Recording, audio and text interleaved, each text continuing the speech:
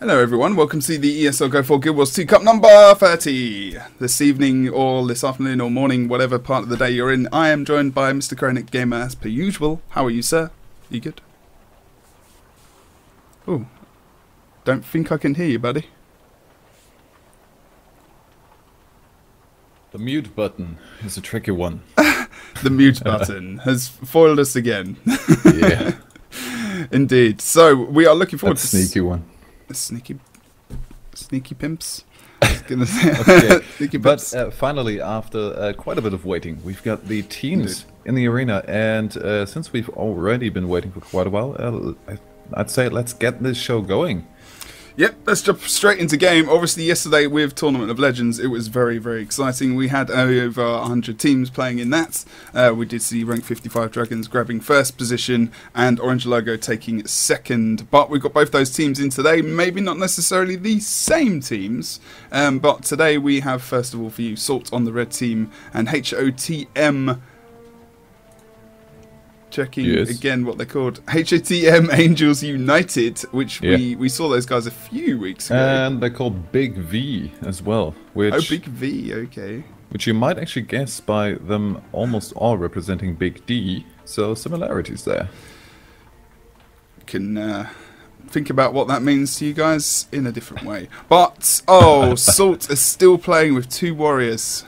They're still doing this. Oh, the tankiness. Oh, dear.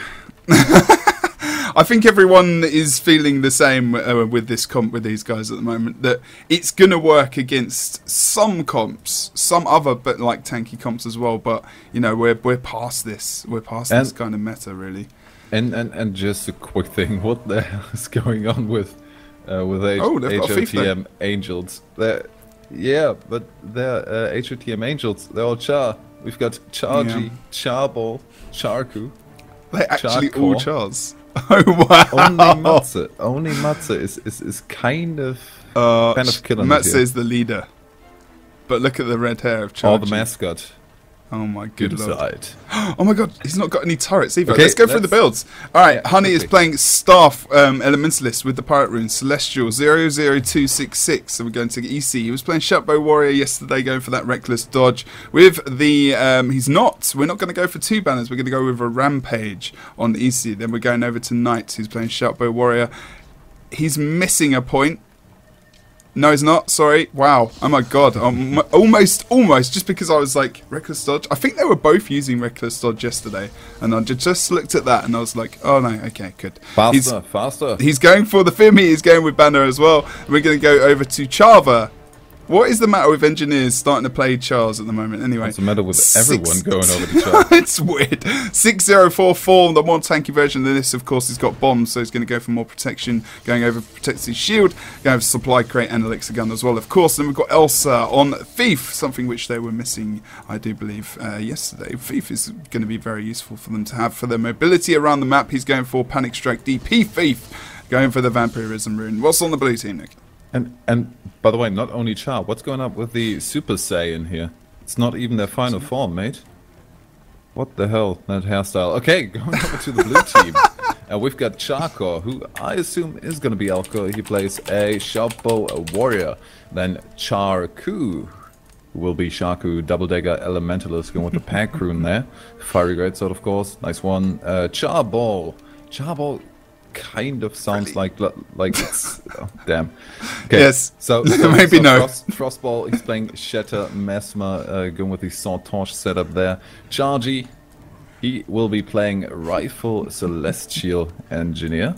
Two kit with the Slick Shoes. Yeah, not the Chungy build. Yeah, not the Chunge. No more Chunge. You're failing in the fast. Last but not least, well, the teams still haven't ready, and I'm down to the last one, so I feel like I'm exactly as quick as I should be. Matze, who's the only non-Char on the team, he's gone Panic Strike Dagger Pistol. Okay. For the Blinding Powder. Yes, he's gone for the blind powder instead of the Signet, indeed. So, how are we feeling about this game? What do we think is going to happen? Obviously, we don't see HOTM too much, actually, in... Not very consistent, are they? I mean, they've been here from time to time. It's been quite fun to actually look. Oh, Oh, okay, yeah, they did have. Apparently, they did have the thief over at the start. With Salt. Is that right? I can't remember for the life of me. Yesterday was just a blur. I started work at like 5 a.m. and then was just watching all these games, and I kind of merged. There was so many good games yesterday, and I'm looking forward to some awesome games today. And looking forward to seeing many Char, which have started to make a really random appearance in sPVP all of a sudden. Yeah. The massive character animations. It's the walking on 4 feet there. It's quicker, I tell you. Oh, maybe. Advantage not known. Meta changing, going for the chance. Yeah, maybe so. Let's go into the first match of today on the blue side. We have, on the blue side, it's all the Chars. So there we have HOTM Angels, and on the red side, it's still a couple of Chars, but not as many, so it's Salt. Yeah, we're going to go in the perspective of the blue, the blue team Thief Matzo, who we're not actually going to go in the perspective of the Chars at the moment. We're just going to stay with the human Thief as we go into the mid fight, not being too quick to jump. Oh no, they are going to jump onto Honey here, taking her out very quickly on the top of the stairs. No one able to really get up there quickly to try and res her. Although we are going to see Elsa trying to get onto her to actually get that res up. I don't think that's going to happen in the end. So much cleave coming onto the point where I can see her go down, as well as EC coming into the point, and the Moa is very fast there from Charball, as he's going to be taken down, no doubt here, as even if he does come out of that Moa, he's going to actually leave the fight and actually take it in the end. That was a quick and very dominating win there in the mid fight, and good idea to focus on that. By the way, one thing that I was just whispered, which escaped us because we were going over the builds so quickly, Matze for some reason is actually playing a Sigil of Rage. 50% chance to gain quickness for 3 seconds. Yeah. That's a choice I don't really agree with. People actually played that for a little bit of time.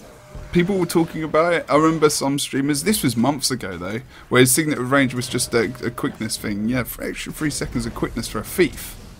Be pretty nice. I mean, well, we'll think about this as we go into the game, but people are dying on the map and we need to cover this. Knight is actually trying to bail out here as he gets almost taken out from behind there. Elsa comes in to offer up some more damage onto Chargy there, as just to make sure that he's going to be able to get away from this actual. And the SR is good, which actually makes Knight invisible here. He's going to be able to push with the rest of his team from behind. Actually being invisible, of course, means he's not going to get any focus on him, so nice support from their Thief as they start to retreat a bit towards their point and regroup. So this is a good idea from Salt to push as a team and actually sacrifice some points on the map.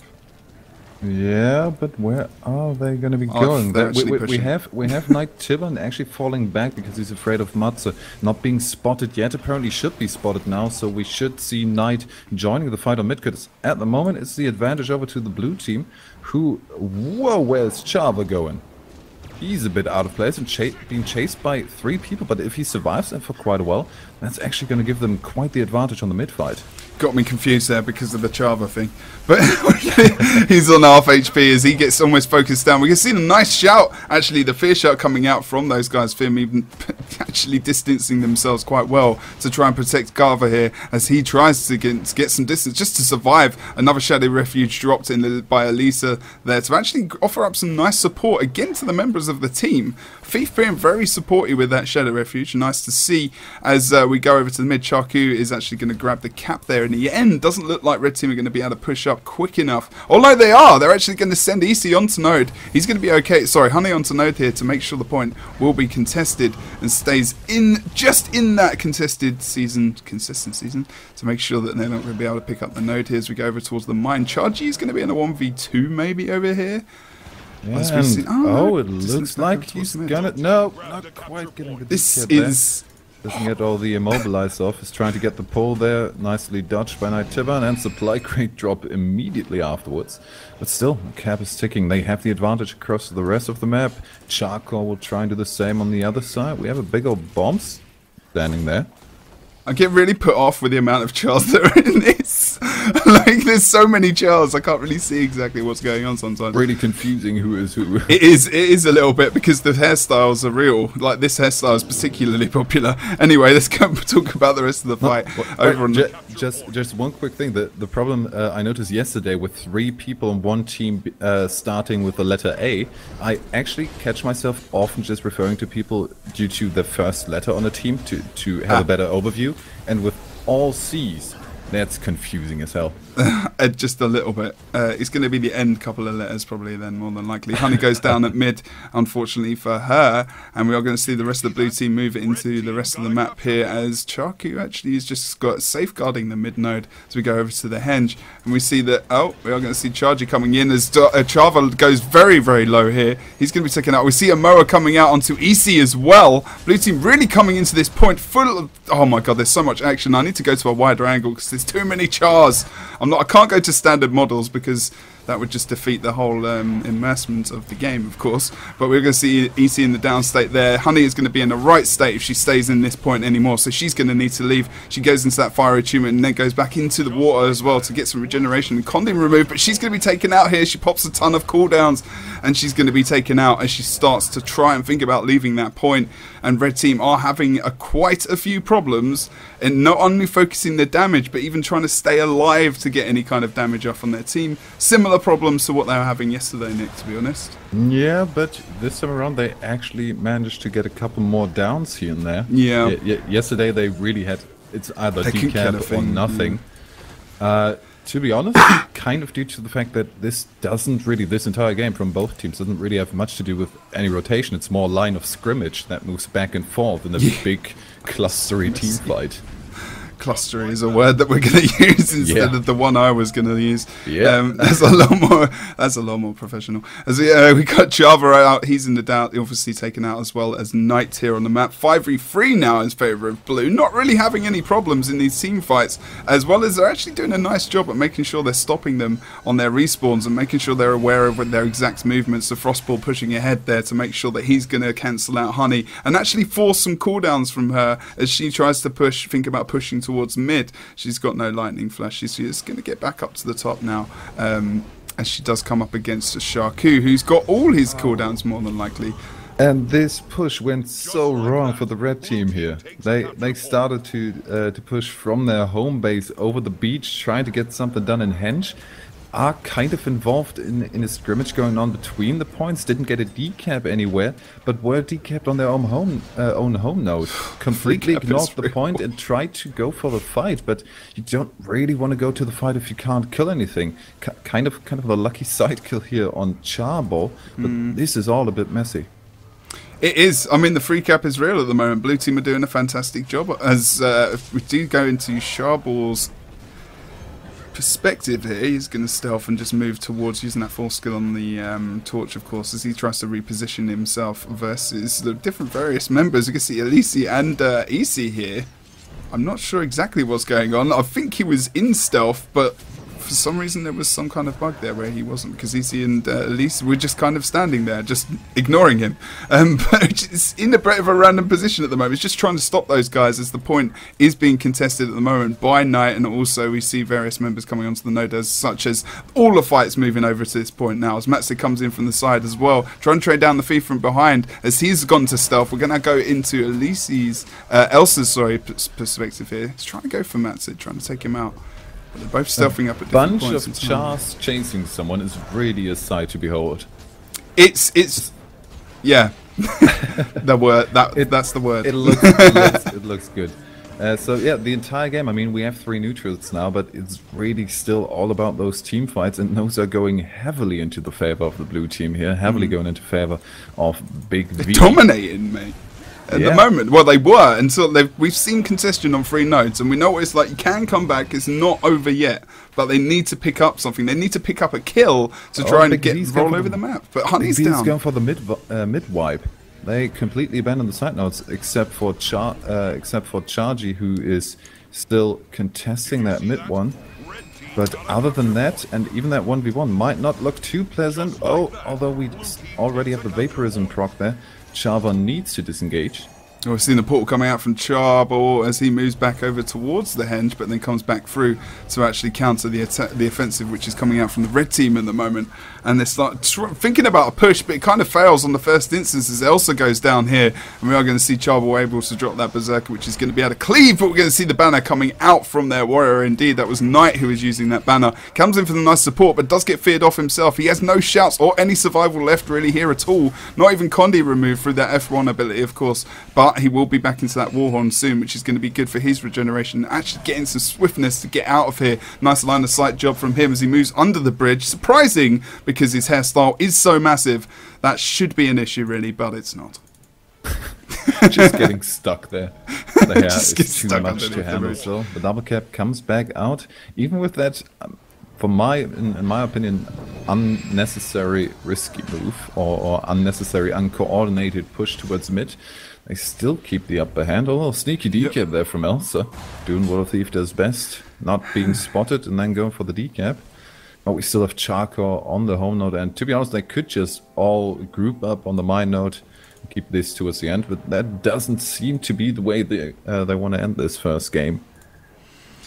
I mean, I think everyone in chat really knows this, and we do as well, maybe just watching, that the real issue, one of the biggest issues that Salt have is the damage, is being able to kill people, because they've got the thief, but you know, he's playing a very supporty, less offensive role than anything else, because he's trying to help his team survive. They can't cope with the thief and the Mesmer combination at the moment, and also just the pressure coming out from Carver, no, not Carver, sorry, the pressure coming out from Chunji as well with those grenades in different situations. They can sustain for a little bit, but they just can't kill anything. And we've changed, this meta's kind of changed now to at least a 2 DPS team, which is not working. If not free. Yeah, exactly, if not free. And it really is just not paying off at all for Sort at the moment, just having one less DPS. I mean, really, something like changing EC over onto like a Medigard would be just a big, massive change, and I just think they would do so much better. Is that something? I think that's a pretty, you know, obvious thing. I think I think we can spot the huge difference in these two teams pretty easily, which is it just feels kind of obvious. 4 chars to 2 chars. that's clearly Nick's the analyst, and comes, I love it. That's great. I hope we get this in the monthly next week. Just so talking about the random amount of chars that are in the game currently. Yeah. But Blue Team have just dominated this game. They've won nearly every single team fight. I don't think they've lost one. I don't think they've hardly even lost a team member in this map. Let's have a look at the point scores. 150 there. Even the lowest scoring person on Blue Team beat the highest. You know, there's a lot of kills there. There's a lot of 5-point kills. And really, that just allowed them to control the map completely. And they held their nose. They did get decaps from time to time, with some points coming against them. But it wasn't in kills. It was only in decaps and recaps from the red team. To be honest, if Big V didn't go overtly aggressive on a couple of points, just going for the straight up team fights here and there, it wouldn't even have come to 240 points for Salt there. That's more than Salt needed to get in that occasion. They were just so dominant on the team fights. I mean, in some respects, maybe just because they were so aggressive in going for them, just really abandoning both side nodes to go for the 5-man mid push and gaining the advantage from that. We've seen that loads in the time, but they also won the small scrimmages. They had the big team fights, won the small scrimmages. It's just, I mean, even though the rotation was all over the place, if you win the scrimmage, if you win this random fighting all over the map, which is kind of what oRNG Logo do, you need to rotate properly. Exactly. You don't, rotation like comes into it obviously to make sure you stay in the game and get the decaps to a degree, but that's not your main game. You know, it's 55. It's more where you put that pressure towards. Yes, exactly. Picking the right moments. And I would really love to see Salt just change it up, and they have. They've put EC on DPS Guardian, and I really think that is going to be a really big change for them. I think that's going to put more pressure on people like the Mesmer and the Thief. They're not going to be able to be offensive. Frostball might have a few problems versus that. I'm not saying that he's a bad player, but you know, DPS Guardian versus Thief and Mesmer isn't fun. And, you know, they're not able to... These guys are awesome. Yeah. Good spirit here in the ESL Go4GW2 Cup number 30. But yeah, I think that's important. That's exactly what they needed to do. I think it's going to change up the game a lot. But the problem is, on this map as well, is that, you know, Medigard is very slow. Is he running Pack Rune? He is. Okay, so that's not too bad. But yeah, he's going to be very impactful in those fights now. I'm not saying that he wasn't before, but they need more damage. This is what they needed yesterday as well, and I think this is going to really help them out. So we are just waiting for these guys to ready up. And mate, the balance of power has shifted. Now we have 3 chars on one side to only 1 char on the other side. Oh, Alcor. What is going on? They don't see the power of the char here. Alcor. You are... Yeah, I fought your friends, man. But to get a bit more serious, on this map, if we see a repeat of the last game, this map is a map where it's even more important to win those fights. I always like to say on Niflhel, you can get away with being on the losing side of fights, and just try and get a bit of confusion into the enemy team. We often see that with Orange Logo specifically. They win all the team fights, but they are so focused on that one point where all the team fights are that some teams just out-rotate them a ridiculous amount and still keep it kind of close, even though they're losing all the team fights. We didn't even see that in the last match, so I'm not having too much hopes for this. The slight change of the DPS Guardian might come into effect here, definitely. But I really would think so, and EC is very good at DPS Guardian in my personal opinion, because I know people might have issues with me saying that, but he is a good DPS player, as well as very supporty and has a lot of game knowledge as well. They have some great players on this team, but at the moment, in the last couple of weeks, they've been really having some big issues. Ever since really Trebex and Frostball kind of left. And unless Trebex is Elsa, and I don't know, because I don't actually know what his account name is and I can't go over it, but I'm pretty sure that's not him. You know, that combination, that DPS team was very essential in how, you know, not only played, but really brought the best out in this team. And without that, they've got to rework it. They've got to get their damage rotations back up onto scratch and get back into this. But they're still in with the chance. We're still on the boss. We're still on the map where they can definitely come back with the Lord mechanic. But they don't have the Mesmer on their team, and that's something which is going to pay off for the blue team, I think, especially having Frostball in their corner. As we go into the map, just taking a look at where we're going off to. Blue team going for a stealth move over towards the quarry at the moment. They're going to be 2v1 against Chava here. Good on-point pressure from him. Unless they come out with a burst, he's not going to get much of a chance to do that. He's aware of it. He gets taken down to about 30-40% HP. He's going to go down here for sure. We are going to see the support coming out from by Knight Jr. there. Good job from him, as Chava is able to escape with that jump shot through the door, and some extra support coming out as well from the red team members of Elsa as we start to see them push back towards their red team area. Oh, I like the idea from Salt here, but I don't really agree with the matchups. Oh, they've picked. They got Matze down, but I think they should have actually put someone more tanky onto the midpoint instead of Honey and Issei. Just pair up Honey and Knight Jr. or something like that to get more sustain, because Issei is already in a bunch of trouble. Just the pushing force from the waterfall from the side of the blue team here. Meant the first down immediately. Banner almost wasted. They got the clutch rest afterwards. Yeah. They committed to it. And the third ability on the Guardian as well is, you know, they needed to do that. They needed to actually have that extra.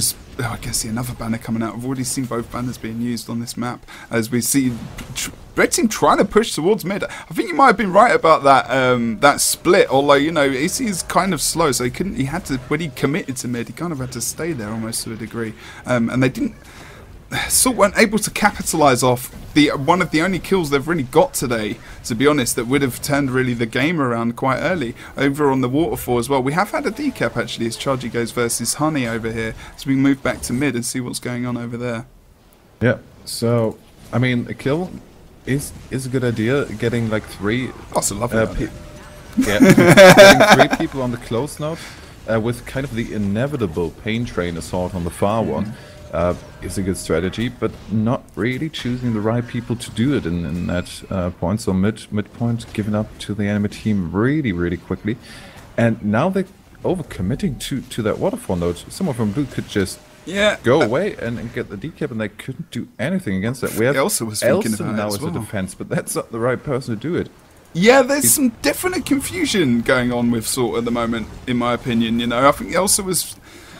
I think they were kind of half pulling out of that fight because they knew they were going to lose it, but they weren't sure, pardon me, about where they were exactly going to push to. And now in this position, like you said, Elsa is left in a defensive position. And now they're switching it. Yeah, they're actually moving through in the portal to put more blue team members over onto this node. They just want to hold the close and mid nodes and just be very defensive in this game and just control it in that way. But red team do solidify the cap over here on the waterfall. A good job from them as they start to get some damage onto Chargy here. But we also see that...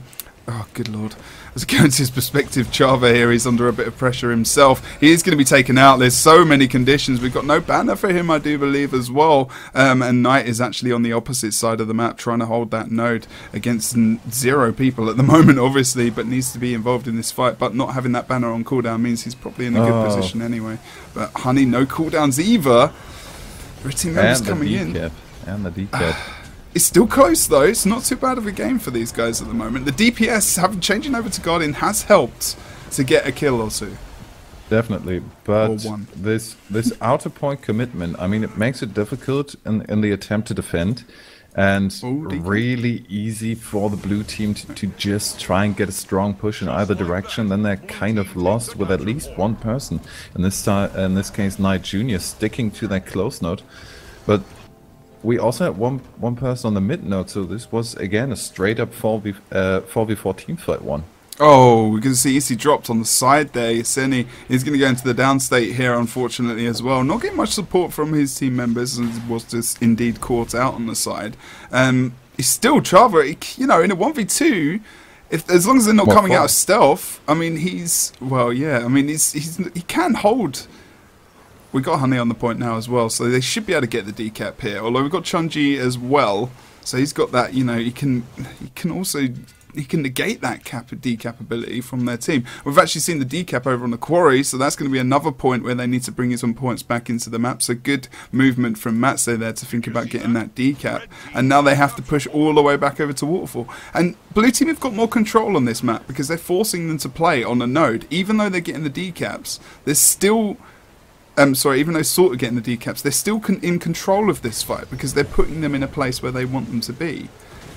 To a degree. I mean, what are they supposed to do here?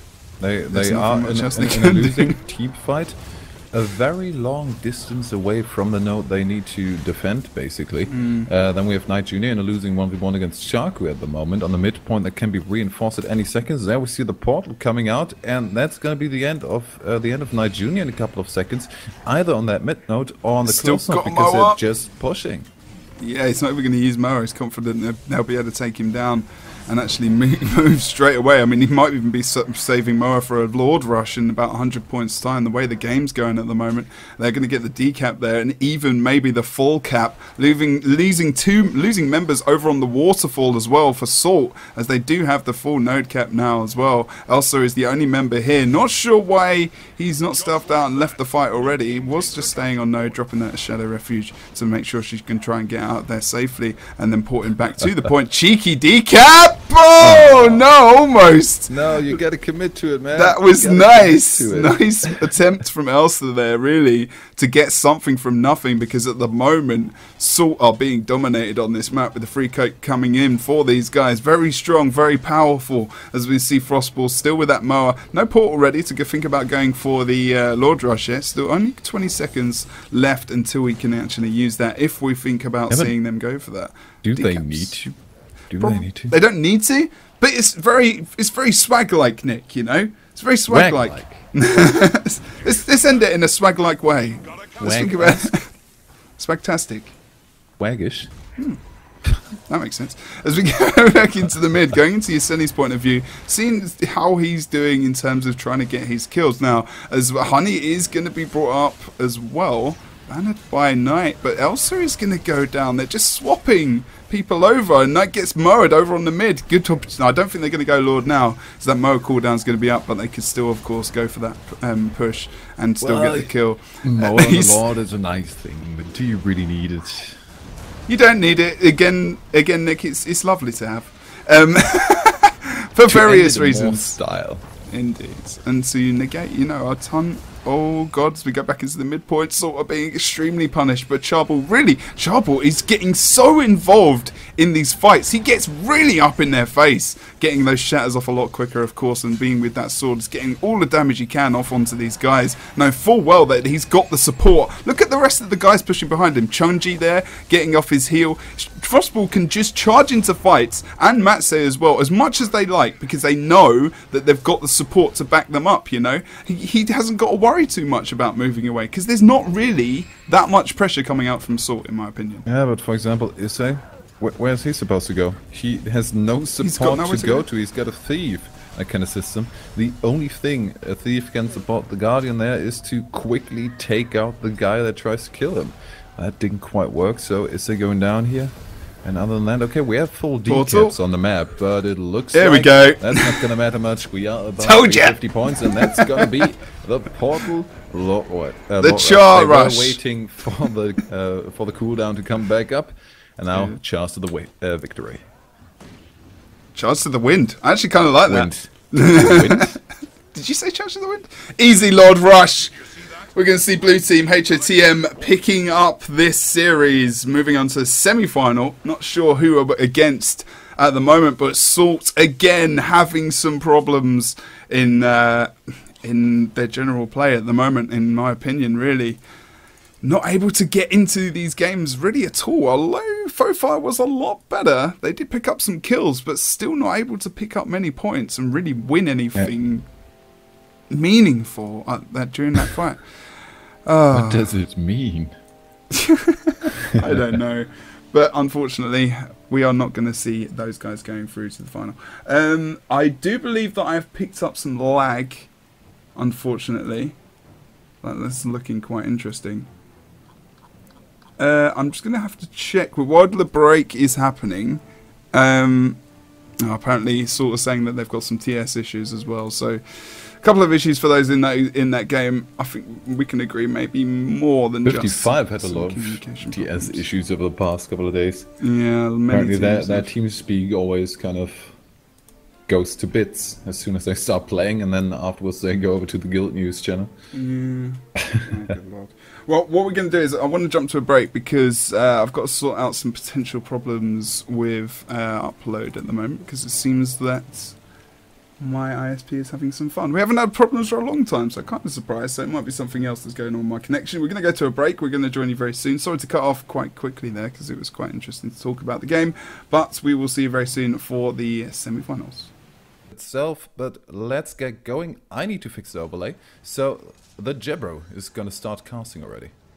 No worries. So let's have a look over on Red Team. Oh my god, I'm a tiny bit confused. TCG, of course. As we see, Big Zan, Sizer, Eternia, Lord Helseth, and Texby. 3 members of this team having played, 4 members having played together at different points in time. All of them have actually played at different points in time together. As we see, this game is quite close at the moment between TCG and also HOTM, who we saw in the last round. Chunji comes up against Zan over on the opposite side of the map. Again, the Chars seem very, very popular. As we have a look just below the key, Eternia starts to move around as Matse is stealthed. He is going to reveal himself to potentially think about moving out here, or even potentially getting some nice damage on him. Alcor's holding mid at the moment, but Blue Team do have a 2-cap at the moment. Frostball comes through that portal for some support. It's over onto Eternia, who they're actually going to squash him. Matse and Frostball having some nice communication there. My bad, that was indeed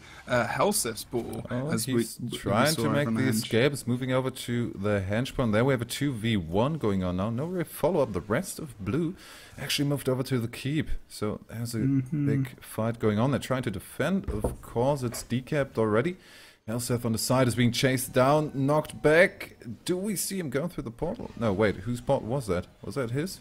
It was Frostball's. The one that was Henge was actually Helseth before, so that was my mistake earlier, sorry. But we are going to see him go into the down state just below. They keep their Chunji throwing some extra grenades to make sure that he's not going to get back up. The banner isn't enough either, and Lord Helseth is going to have to be raised manually here as Eternia's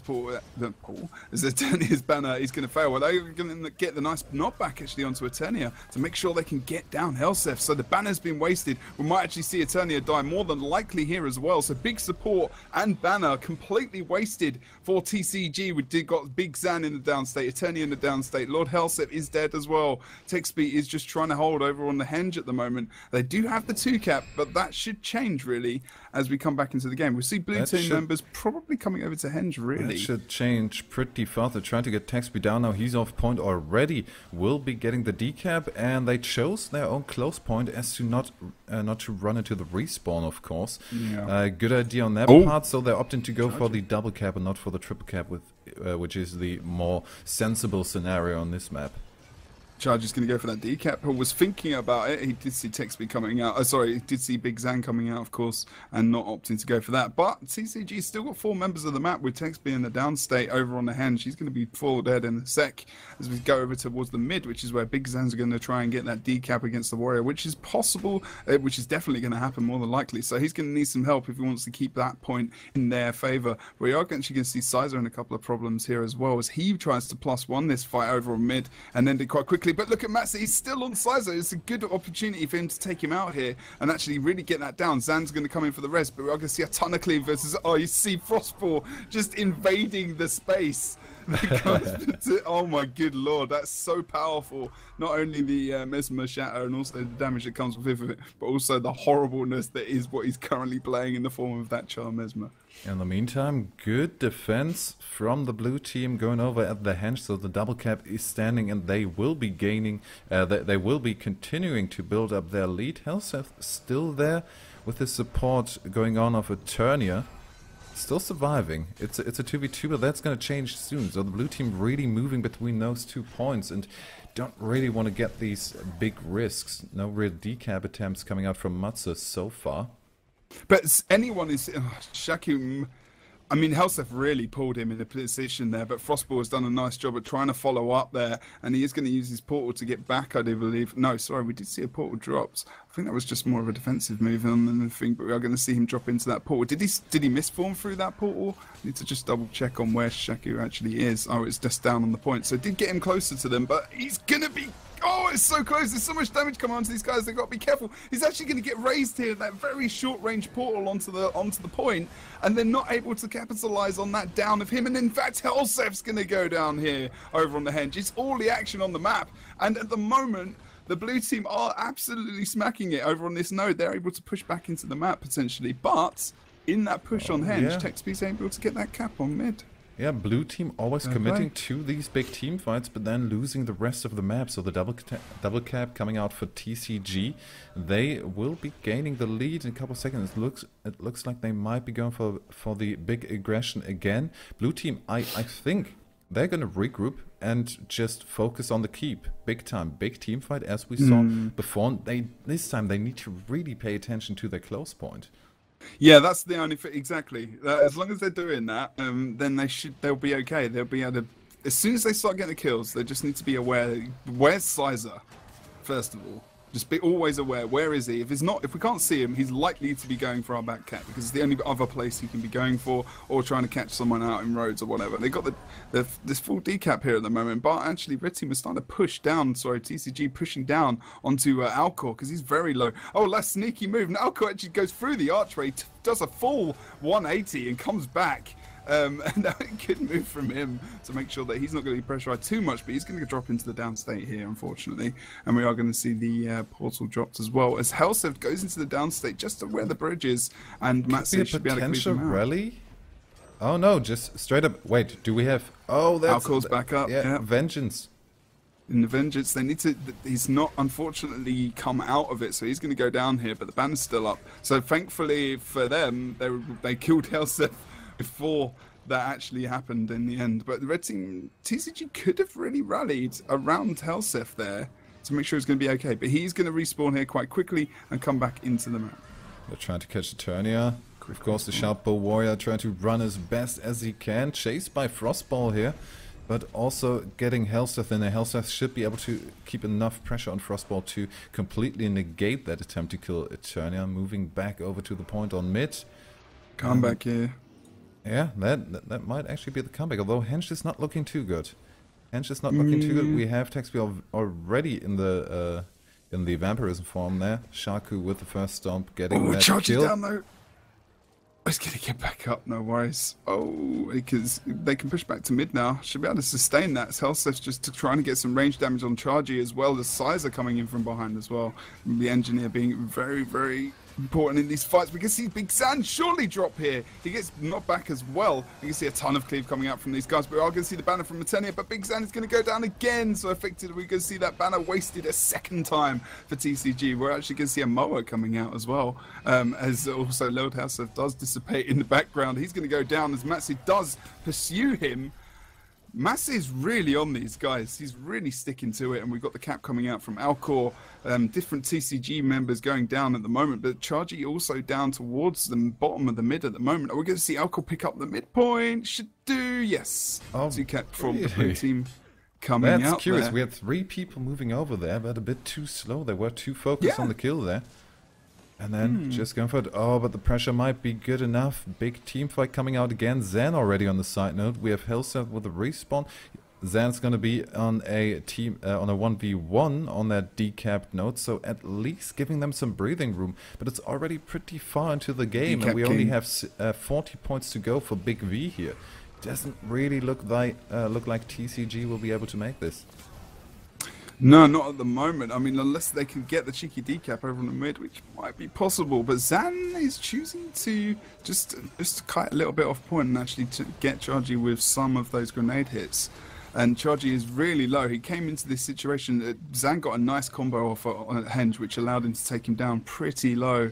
And now Chargy is just trying to keep the point contested more than anything so that they can keep rocking those points up. But now we're going to see Charball coming over towards this point to try and actually support. Red team did get the cap, but I think if Charball can come in here, they can pick up that node. And they need the decap on mid, otherwise this is over in a matter of seconds. Alcor still on the point. Hellseth currently down. Matze is just wrecking them. He's a beast. He is so offensive. Now the Vapor Form comes into effect. Vampirism Rune. We do have the rollback. 90 points to go, but we already see a Bull Chieftain. They will be going for a Chargy at least. Is on him. Doesn't, well, okay, the reset is not going to matter that much. Is that going to be the comeback of the ages? Matze could do completely solo Svanir. Somebody needs to react to that, otherwise that is going to be it. And the points go over to the red team. That's going to be really close. How fast is going to be the Svanir kill?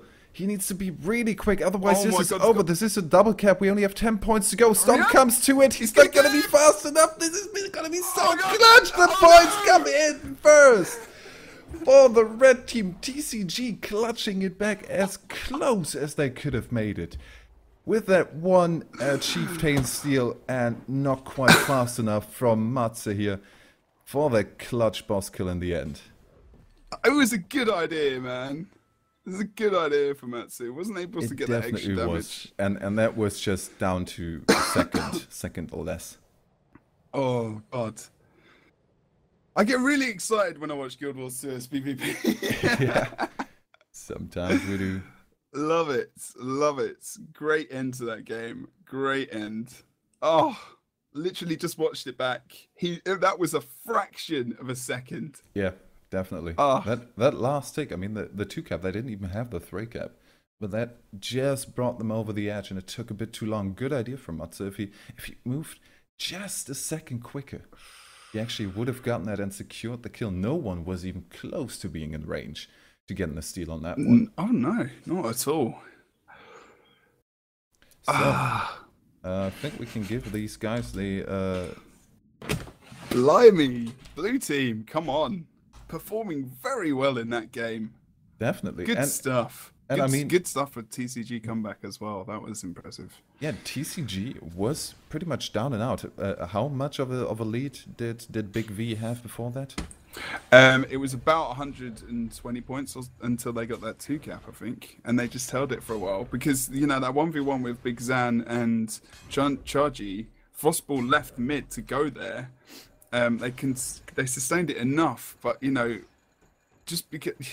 I mean, I think they were pushing there as well, just in case they had to go for the boss. And you know what, TCG got the last hit on that boss. And sometimes that's just the way the cookie crumbles. You know, you've got that. That's just how it goes. Last hit on the boss is just painful sometimes. Yeah. And I still remember that WTS game between oRNG Logo and Jerd when that happened. You know how clutch and how awesome it is to watch, and just you're sitting on your seat and you're just like, who's gonna get the last hit? And then on the other side, it's almost the opposite way. You know who's gonna get the last hit, but is it gonna be enough to just, you know, just before the actual tick over of the caps? And luckily enough, it was. So, I mean, this game would have ended already if blue team would have gotten that chieftain first. Yeah, exactly. They were trying to play the creatures, trying to play the side objectives.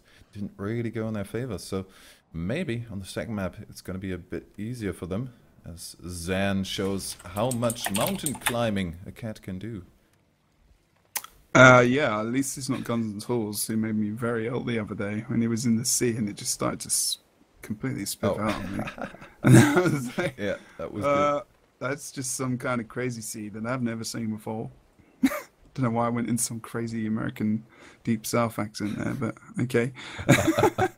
but in that last game, I mean, if we talk about it, how well the blue team really did, in terms of, you know, I mean, they're not consistently playing together, are they, really, these guys? I mean, we're seeing these guys on various different teams all the time. I mean, I know they chill together in TS and they play the game, and you know they've got a good setup here. They've got Alcor, who's doing a great job in terms of his support, and the Warrior. You got Matze, who's doing a great job at, you know, trying to pin down Sizer and Helsef at different opportunities. Then you've got Charbel, who's just a big ball of mess, who is just all over their faces at the moment. It's similar to Matze as well, but in that last game, he was a little bit shut out. Not as much. He was a bit more effective in the Salt matchup, of course. But really, they had most of that game under their control, in my opinion. It was just towards the end, you know, splitting and where do we go? What do we do? Are we going for boss? Are we going to try and keep the nodes? And Zan, in a way, was also very important in terms of that ending of the game, holding that point and getting that cap in the end against Chargy. Who's called Chunji? Which is why I started with Chunji. Chanji. We're gonna call them whatever they are called in game. Let's Chargy now. Yes. So let's see if maybe the blue team, if they have control as in the last game on this map, I think could be giving them a bit more lead, a bit of a bigger lead, but also a bit of a bigger side objective to completely negate that for TCG if they need to in the end. So let's go into the split. Having a look at the map as we come out to this, of course, we're going to see, again, blue team putting a push over towards the far node. They were just covered by my mouse pointer. Big Zan probably knows what's happening right now, must have been aware of that, and he's going to dodge most of that damage and get the block off as well from the gear shield with Eternia coming back to support. That's a good move with Sizer in stealth as well. This is a good handle on this stealth movement, and if Charbel goes down, they are going to pop the portal. Good decision to withdraw from that fight and actually outnumber at mid, maybe make something for this. But we are going to see Sizer coming in from behind. He's going to have to use that distortion Charbel to make sure that he's not going to be taken out here. But Moa comes out onto Alcor. A good decision from Helsef to pick off the supporting character on this team over on mid and negate that banner if they do get an instant kill. But he's going to come out of it and they're not going to lose anyone. Charbel is down on HP. He's going to get his heal back. It does have some cooldowns as well left. Yeah, it's actually only Charbel who had a bit of pressure, but now Matze, no, he's getting the support. They're playing it good with just retreating into the support. Retreating into the lines, but maybe now Matze with the aggression on Sizer. Careful. Get him. He has the assistance of Charbel, so no, he doesn't. It's just an illusion. Suddenly the butterflies, man. Suddenly the butterflies. He will probably. Will he get the cap? He needs to line of sight. Otherwise, I thought Sizer was going to push. Tricky. Sizer didn't push on him. He gets the easy decap. If Sizer had moved on to him, that wouldn't have happened. I don't think he would have. Yeah, I'm not sure why he hesitated there. Maybe he knew that he was going to get the up on him and he was just going to actually push forward and take him out. But he had Zan there for support, so A bit of hesitance there from the Sizer probably, but I think the other reason is because Lord Helseth's just gone down mid, wanted to come back to make sure that wasn't going to happen. Unfortunately, he's going to go into the down state quite early there, and TXB as well. No, sorry, TXB was just dropping a little bit of health, so I thought they were going for the focus on him. They aren't indeed going for that, but Matsy drops quite low as well over on the mid points. They try to get in that Shadow Refuge, and actually some cleaves comes out onto the point as well. Sizer might be, there might be their next pickup. But he's actually staying. He's looking for the kill on Matsu. No, he's not looking for the kill on Matsu. They apparently have that focus tile who they try to get. I think Matsu would have been the better choice on that occasion, especially because he's going for the decap again. And I think the engage could really decide what happens in this 1v1 here. First bit of damage on Matsu. No, he needs to retreat already. Is himself trying to escape. And now are we going to see a couple of cluster bombs? No, Sizer just wants to get into that action on the mid fight. Yeah, he wants to try and pick up Frostball when he can, but we can see him come out of stealth with that Berserker from the Great Sword number 4. Salza can now engage because he's revealed himself, but he's going to portal. Where's Charbel going to portal to? No, Helseth. Helseth portaled all the way back to the base. Oh. And now he's moving over to the waterfall where Zan almost got the decap already, but Chargy is far enough. But with Helseth joining on the side, he should get Chargy down. But we also have the assistance of Shaku, so he will be the point keeper. Double cap still ticking. Oh wait, still they just picked up the mid cap here. Yeah, I know, and Blue Team have actually been fairly successful in terms of getting those kills, but again, you know, TCG have been able to sustain it, and it's what we kind of thought about before, you know, making sure they've got the decap again over on mid. It's a very short cap for TCG as they actually push, and they're really focused on getting this far node. They must be very confident that they're going to get this, because at the moment they're going to give up a 2 cap, but these guys are having a few problems. Chargy is very low on HP as he comes out of that Vamp Rune. He's definitely going to go down, surely here. He does a good job of trying to line sight. He's got his heal back up, he's got the block, he's going to be okay, and we are going to see some support coming out from Alcor, which means that Chargy's definitely going to be fine. Although Helseth, he's been a sneaky one. He's trying to come up from behind as he comes up top, and he's going to be able to get a lot of distance down on these members, but also to a degree, Shaku is blocking a lot of that damage, just body blocking that damage actually, and good support from the blue team again enables them to push out, and we saw a decap on the quarry. Good movement from blue, but they are going to lose Frostball, I think, over here. Yeah, that was a good quick rotation into the midpoint. Now they can pick down. No, Alpha's not the right tile. We have Mats in stealth already. Charbal is going to get rest again. Just got left on the sideline. He doesn't even need to use it. He doesn't need to. Instant Blood Frenzy to negate the first bit of burst coming out on the rest target, and now they're making up the small lead that TCG has built up for them. Sizer doesn't want that 1v1 against Charlie. Now he needs to get back into mid. No way, no way. Is Matt thinking about going for the full cap here, or is he just trying to leave? I think he's just trying to leave to get back involved in this fight. We are going to see Big Zan going for the node as well. But they know that now Metsu can go into mid. They know they can actually outnumber because they're pushing 5 men right into this point now. They need to make sure they pick up some kills here. And they are going to actually... did we see it down there? And Alcor using his banner? Yes. So even... Matsu only just came into the fight, so we still were really 4v4 to be honest, as Big Zan gets involved again. But look at Sizer. Yeah, just as I was almost about to say that Sizer doesn't really feel influential in this fight up till now, or in this match in general. But now the decaps are coming out, and that is kind of where he shines, picking the right moments to disengage from the team fights, knowing when he's not necessarily needed in those. And then Chargy's gonna go just picking the right moment. Chargy down on the side. The cleave looking good. No, back up he goes, but Shaku might regret that decision. Immediate fallback from 3 people supporting each other. And Shaku going back to pick up that waterfall again. But TCG, they pressured them off the point completely, picking up the mid cap. Yeah, they might be able to get the decap here though. They do. Again, pretty easily. Those are short mid caps, man. Yeah, they're not really caring though, because they're controlling the fight and they're actually getting the decap. So Sizer pushing is allowing them to get that lead, and then they might pick up the kills. But Eternia is down over on the midpoint. This is a good important kill for the blue to get actually in this game. And if they can pick him off, they might be able to just roll over the rest of the map if possible, but I'm not sure that's going to happen against this TCG team today, as Helseth is now going for the actual rush over towards the waterfall. Where's the call from these guys? Oh, there it is. Okay, Big Zan, not Big Zan, sorry. We're going to see Shaki just moving over towards the node, but Big Zan is pushing. He's in a 1v2, blue team could have easily pushed 2 men together onto that node, but they were really distracted on mid because they wanted to get that kill and they wanted to get the cap quite quickly. But they might suffer this. They do have the portal though, thankfully for them, but actually TCG are going to lose the member over here. Elsef going down. That's a really fluctuating midpoint. That's something you don't really see. We have like caps for 2 seconds.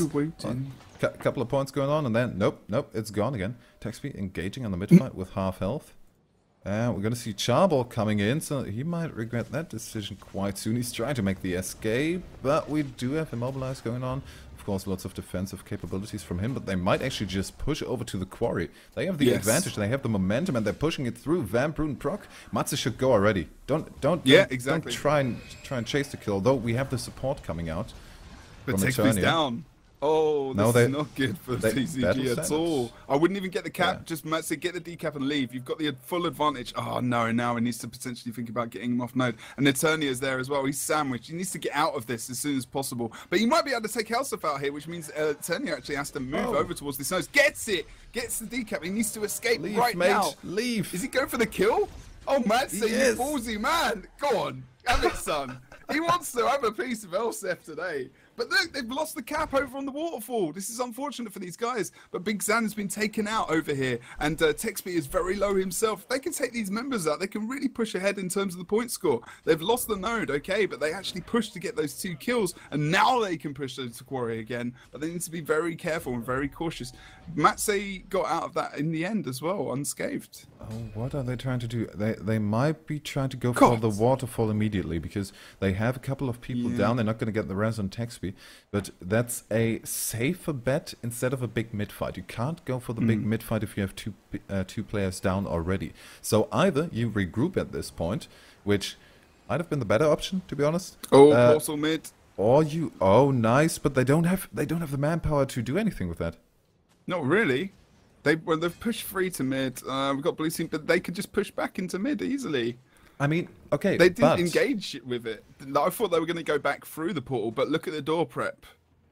They're going for door already. Size is going for that gate because I think they know that at the moment blue team have them in a nice position. Maybe they're just giving them some options, also a distraction tactic to maybe make them think of something here. But they need to really benefit from this. They need to get these kills onto TCG to prevent them from regrouping, to even think about going for a Lord Rush if they do. And even the decap here would just be perfect, especially getting the kill on Helsef. Now go for that decap. Texby knows it's gonna. There's an idea to do it. That's why he's moved back, as well as also trying to negate some of that damage coming onto him, so he can distance himself. No decap coming over on the waterfall as Frostball punches back over to through the portal over to there, and actually almost gets the kill on Big Zan. He's gonna be able to get the heal and move away.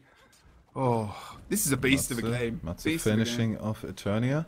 Elseth down already, so still 2 people lost. But to be honest, with that last move, with that aggression towards the waterfall, pulling people back, then portal back, they didn't gain anything. But you also have to say they lost 2 players on the map, and they didn't lose anything. That's already a win.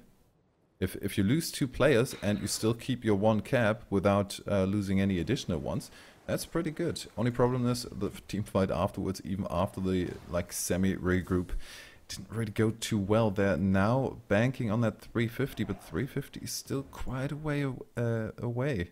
That's too close. Big Zan is out of the map. Someone could have, I know they've got to move past Zan, but his Helsef, he's stealthed. He's going to pick up Matze here, surely. I know. They're actually just walking side by side now. Helsef uses that Torch 4. They've really, they're duping them. The thief moved, Matze had to move all the way back, and Helsef's just duped him into thinking that he's going for a Lord Rush. Oh. Well, now because he's stealthed, he's stealthed and blinked away, and that was a good move from him to push it in a 5v4 for a very short period of time. But he can just apply a little tiny bit of pressure, which they've not really got as they move over to the midpoint now, and they need to pick up something fast. They need to decap somewhere. If they just wait for the 350, I think it's going to be almost over already. It's definitely not enough room for a Lord Rush. So they need to decap somewhere. Let's see a size of decap. Go. Use the confusion. Waterfall is open. Just no, they're going for it now. Just get the decap at quarry. Just get the decap at quarry now. Are we going to see another kind of confusing semi-Lord Rush where they pick up the map control afterwards? Elsef and Sizer are pretty much dead. This is over. That was a good defense, mate. That was a fast defense. Look at that. They knew what they were doing. They're not stupid. I mean, the thing is that, you know, that portal was right in the middle of the road as well. Oh, but we see a double decap. How clutch can you make it, TCG? Oh, no How way. clutch Good can plan. you make it? We lost 2 people on the map, but they're going to be back soon. We see Big Zan with a defense in a 1v2 in a second, as soon as Matze joins that fight. Coming back from the base, is Taxby going to make his solo Lord rush? Lord again. They're pushing Lord again, and now they have the points, but they need to also keep everything neutral. We have Alka picking that up. They don't have any time.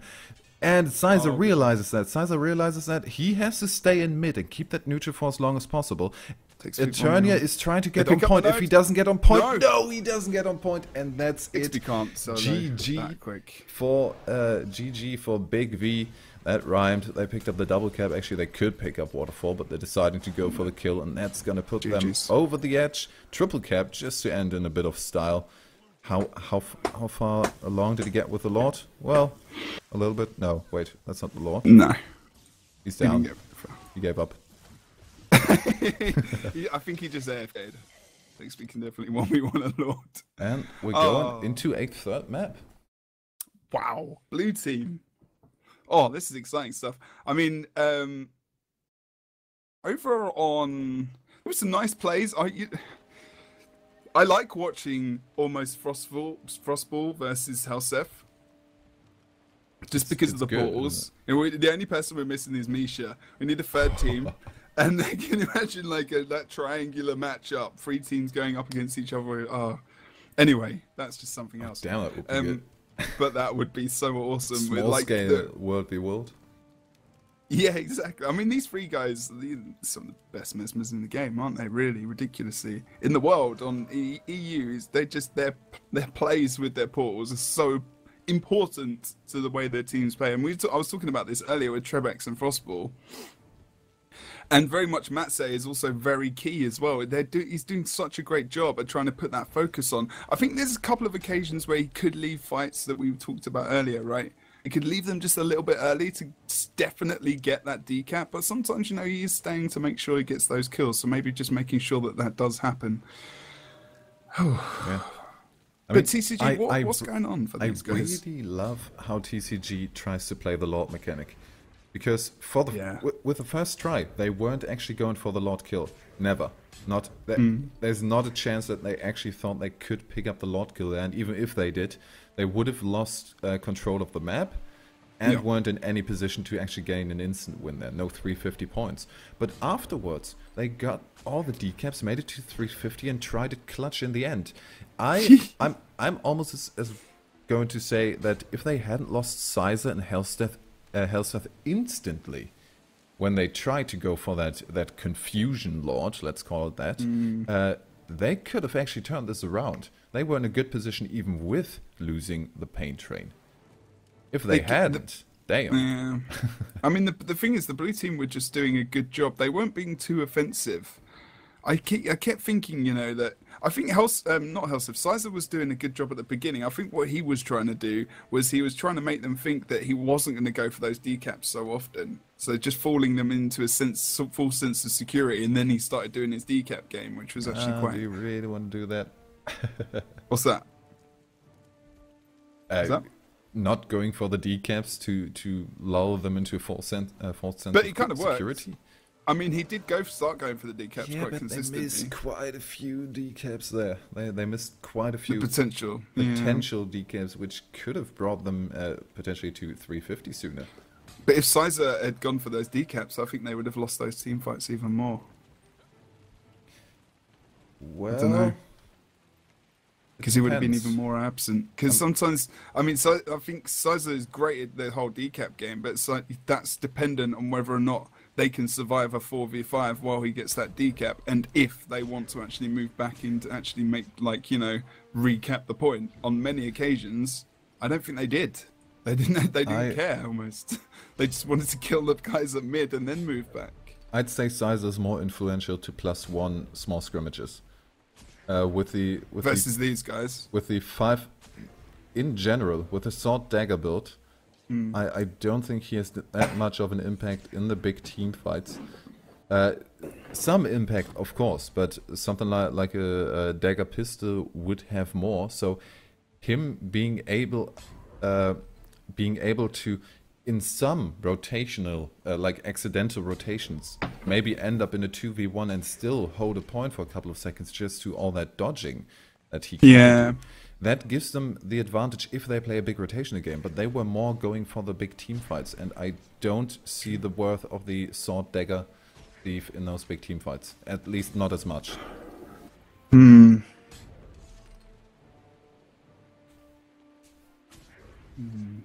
So side note, try and split them up and +1 these small scrimmages. Yeah. Play your original game, mate. Yeah, exactly. Yeah, that's very true. Actually, that's a very good point. They can't do that though, can they? The blue team just don't want to. They don't want to play on other than 2 nodes at the moment. They don't want to. They're not even pushing for that strat like for themselves. So TCG, they have to force. I mean, they need to push on both the nodes. Exactly. Where's Chargy going? I mean, the combination. Did you see the movement of Matse as well and Frostball? Those guys, how close they stuck together at different points in time. And it was so good.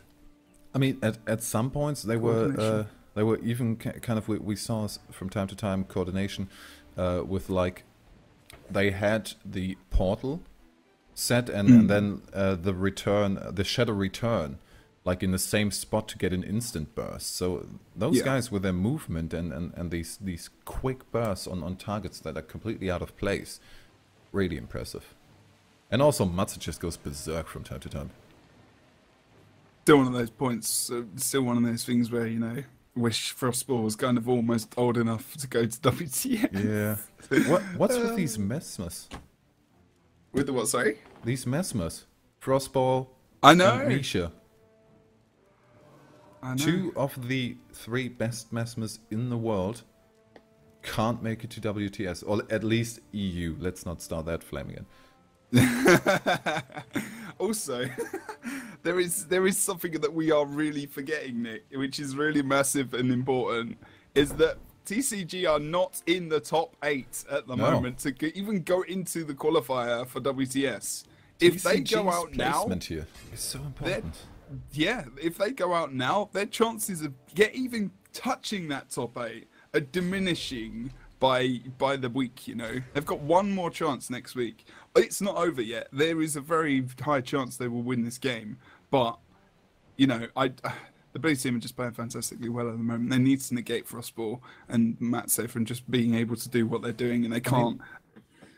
They are in a bit of a better spot than I would have said yesterday, just because of all this weird player movement between the teams that we have going on at the moment. Oh, good lord. Because yesterday I was still under the assumption that, well, TCG started off with not being able to play in 2 weeks.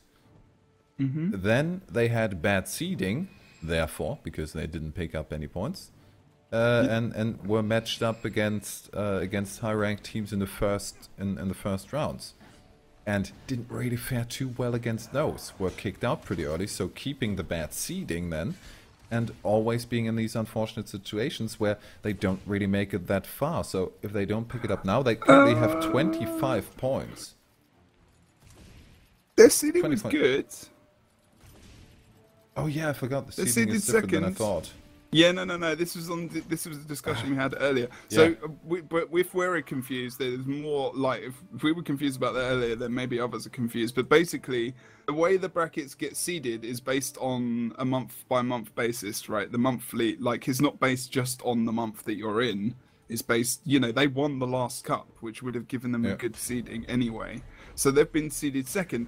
But you know, they have actually come up against some kind of really impressive teams in their bracket. So you're right in that sense. You know, they've actually just not been able to get further. Okay, it's not really down to the seeds. It's more to new teams coming up that suddenly are pretty damn strong. Yeah, and TCG haven't been able to have their members that they've been wanting to have. They haven't been consistent. No, which is a problem. And I think that TCG is still in a bit of a difficult spot. It's going to be a load off their mind if they manage to at least make it to the finals. So this upcoming game is really important. If they make it to the finals, then they're pretty good to go in there.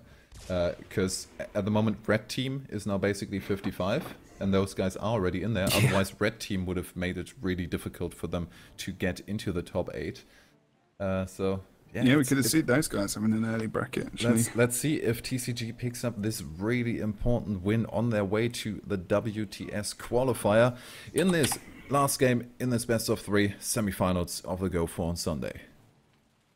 Okay, pushing some the blue at the moment. They're still going for that far push by the looks of things, sending Alcor to mid. But Sizer, is he going to think about picking them off? Or is he... No, we're actually going to see them go to mid as well. Waiting for them to actually engage. Oh, a nice line of sight from Eternia there. Just nipping around the corner of the wall to make sure he's not going to go down. They're actually both line of sight. Look, we're seeing Treb action coming out from Helseth, which means we are going to see the Chargy going over there to make sure he's not going to be able to get off that Treb action.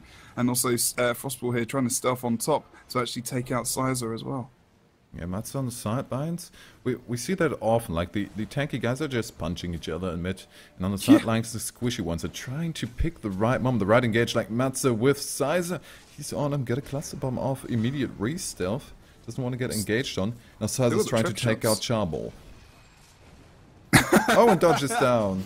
Oh, Helseth trying to get away now from...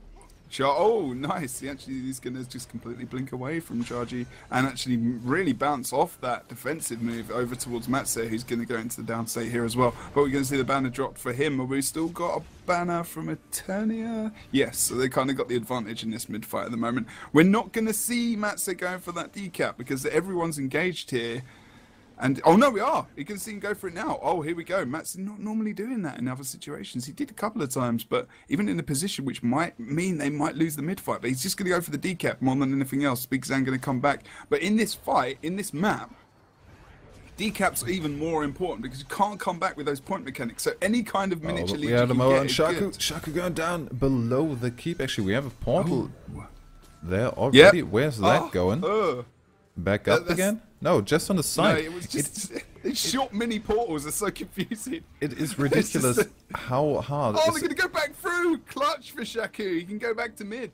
Oh, nice. It's ridiculous how well the Thief Mesmer combinations on both sides are playing the general layout of the clock tower. Yeah. Shaku just ported into mid and just ran back up to node. Unfortunately, not really with anyone else there, so he's kind of running around for a bit as the rest of the team members walk up. But he's doing a good job at just holding around this area at the moment and drops down towards the bottom there. We can see Helseth actually porting out as well back to the top of Clock Tower. He was in a bit of trouble here, but he's going to be okay now. He gets a little bit of support from various members, but Frostball's going to come up as well. Eternia's trying to body block some of that damage and actually give some support in terms of the shouts and also the Warhorn to Helseth. He's going to distort here to make sure he's not going to be taken out. He's dropping very low. He's got a condition. He's got so many conditions on him, immobilized as well. He's going to be okay. He's got a little bit of weakness, needs to be careful he doesn't get hit, and he's going to be able to escape and go for the push over onto and the that's a 3-cap. 3-cap for TCG. They really at first didn't pay much attention to the side caps, but that was deliberately. They got the advantage on the mid fight and are really playing out of their mind on that fight. Yeah. And now, moving across the map in a way we see Sizer in his elements on the side notes all the time. His Helseth has gone down now. Look at that 3-cap quickly going into a contestation now as blue team will pick up the node. But Sizer's pushing on to Shaku now with Big Zan and stealth. With Zan, CC combination with the damage coming out. Not really. Just survive it. Get away and survive it. Although blue team are pushing here as well. They're going to pick up the mid. Oh, we're actually going to see a decap from Chargy as well over on the far. That 3-cap very short-lived. And now it's turning around over. Charball stuck in the slick shoes, trying to pull out, but doesn't quite make it. But they have the advantage that afterwards. Res, do they want to go through? Yeah, Charball. Yeah, that's an interesting portal. Almost falling off to the side. Yeah, they needed it mid. Actually, just to make sure they can get this cap here. Are we going to see the 1v1 over on the windmill as well? Yeah, Chargy's versus Helseth over here. Helseth's not going to be able to stay on node. He should be able to get a cap here, but in the end, Chargy might lose this fight unless he gets +1. But we can see Frostball coming up. But Eternia is very low. They're going to maybe go off node to even focus that. Is Helseth going to actually disengage? Oh no, he's going to come around the side and line the sight and try and take out Frostball from behind maybe. But a nice distortion comes out from Charball here. They're able to take out Eternia. Texby's going to disengage as well as also Helseth towards the mid. can they bounce off that defeating situation and actually get some pressure here? Alcohol's dropping quite low himself. Needs to be very careful on that node.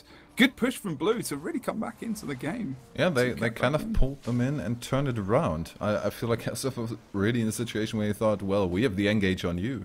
But no, the pressure on the tourney was a bit too much. And now on mid, Taxby taken out immediately. Sizer, that's a double downside. And if they can leave those two guys for a bit, and that's gonna be a ridiculous bonus. No, they're killing them immediately. Oh. Well, that would have been nice to not have them respawn right at the same time. Yeah, apparently leaving people to bleed out, not really happening that much anymore. I feel like Rom kind of destroyed it for all with his self-res action.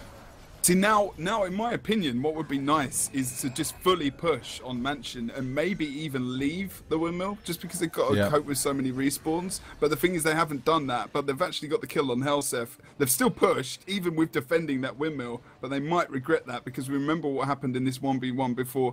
Actually, no, it was Chargy versus Zan, and Chargy's going to be off node now, locked off point. They're not going to get the quick advantage over on the far. They're going to lose mid as well.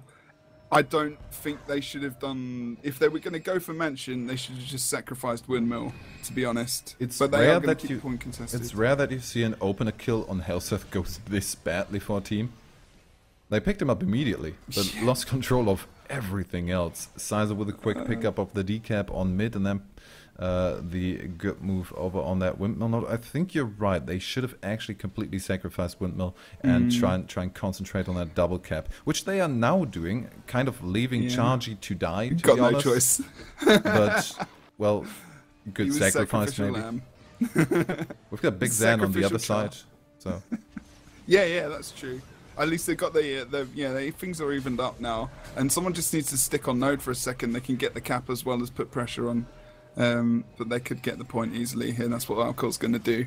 So good move from him to pick up the point in the end, because those guys are fully retreating. But where have they gone to? Helseth's going through a port over directly into mid, pops that distortion to get out of harm's way because there's some cleave coming in his direction, and he knows there's going to be some focus. There's Matse again!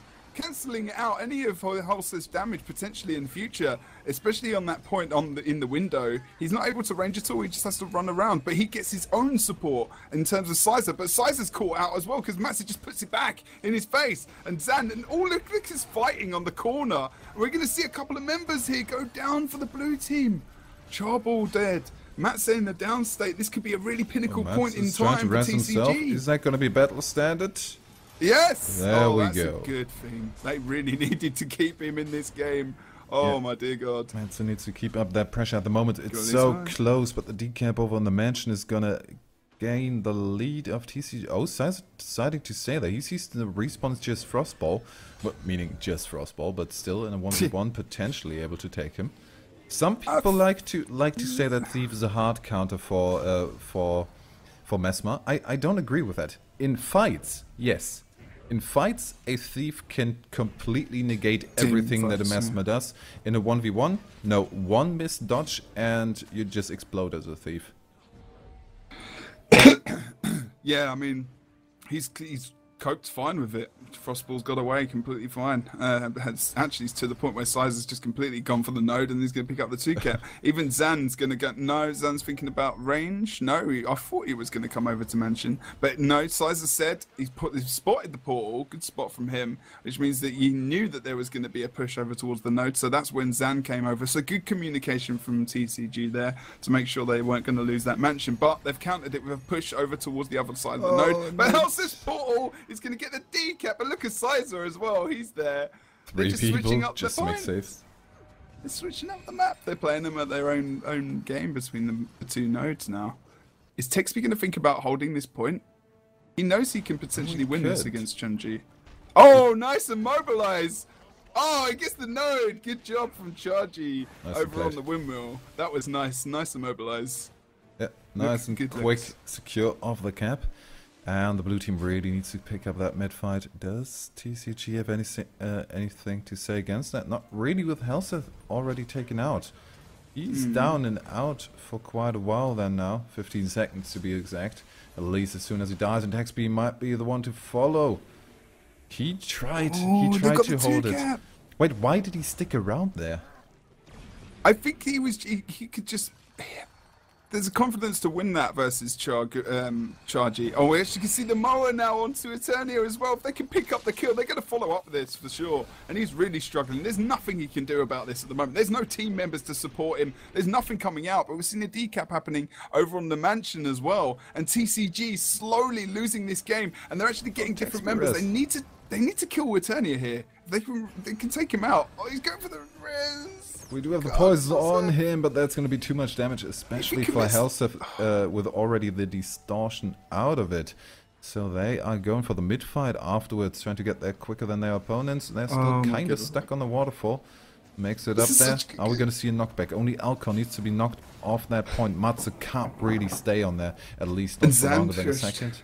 Zan trying to pull as well, but the Moa's on Alcor now. They should be able to pick up the damage. They need to chuck someone on Node, but Charbel's the only one there. Oh no, we all can see Shaku, but they're jumping down for the defense. They want to be careful, because this is what the TCG is doing. They're pulling them off Node and porting back and being very mobile and moving back to the decap. Which is, no. Oh, it's exactly what they were going for. They were trying to pull the guys away. So funny, and there again we see both sides of the portal on one thing. Oh, Helseth going down against Charbel there. And that's gonna negate. No, Chargy's still there. He's not gonna get that sneaky downstate decap. Having it on the side of Clock Tower. This is all falling apart now for TCG. They need to hold what they've got, and they need to regroup, and they need to go for one good push into the map, which could bring them back into the game. But there's still only like 40 or so points, but getting the kills, they've got to now wait for the respawns. They're 3 vs 5 on the map.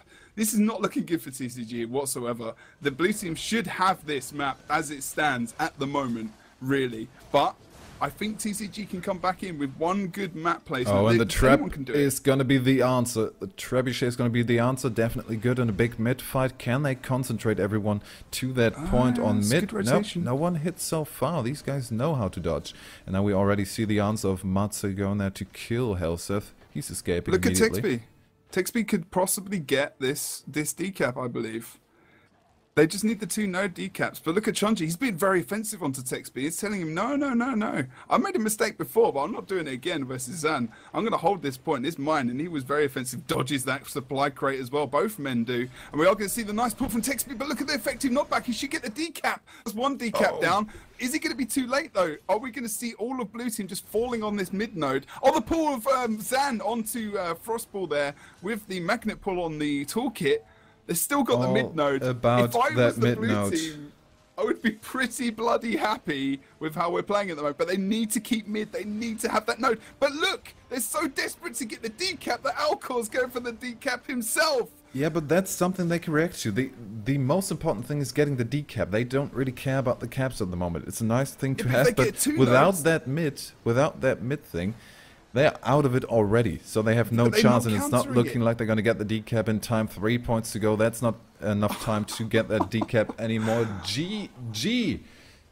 While they still lose 2 members on there, they went for the all-out defense of their midpoint, and they picked up the win, the second win in this best of 3 for them. 1 win going over to TCG, of course, but they weren't quite able to pull through. That's going to make it more difficult for them to move into the top 8. Still possible, but more difficult. And still possible. And more importantly, their seeding is going to be really unfortunate for them.